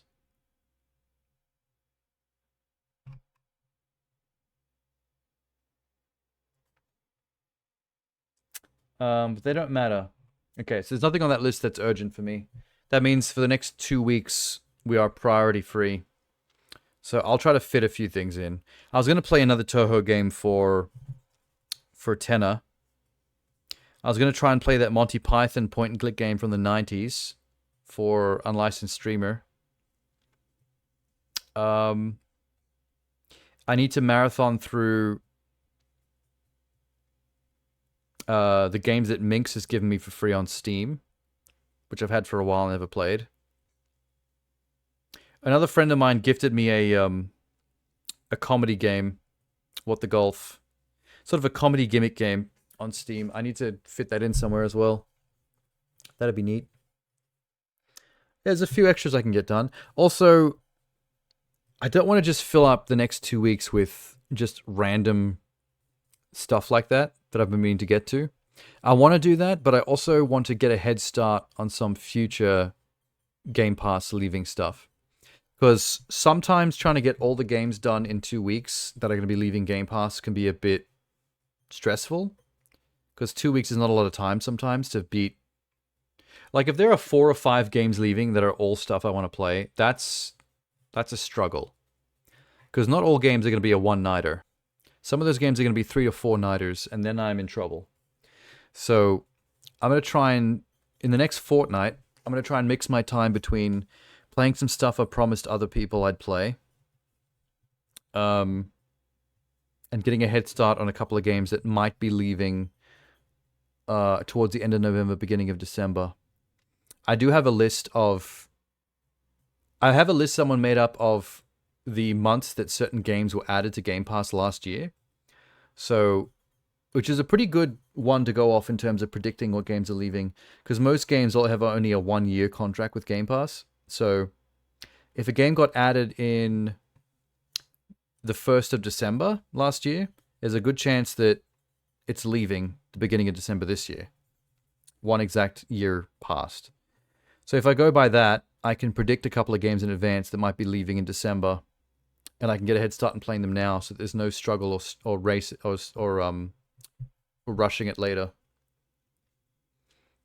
which can sometimes lead to you not really enjoying it as much because you're just trying to get everything done, which is a pain.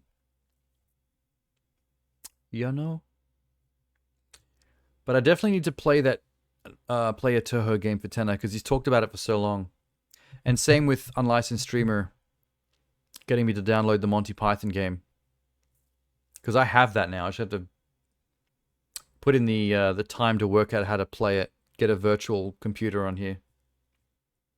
I have a website bookmarked that teaches you how to do it. And has a link for a download. So I'm going to do that soon. And get her done. Alright. Good night, Jay. Good night, everybody else that happens to be still lurking in the bushes, whoever you may be. I'll be back tomorrow if my plans with my friend work out. And if they don't, then I'll be back Monday. For whatever I'm going to work the schedule out now. Alright. Good night.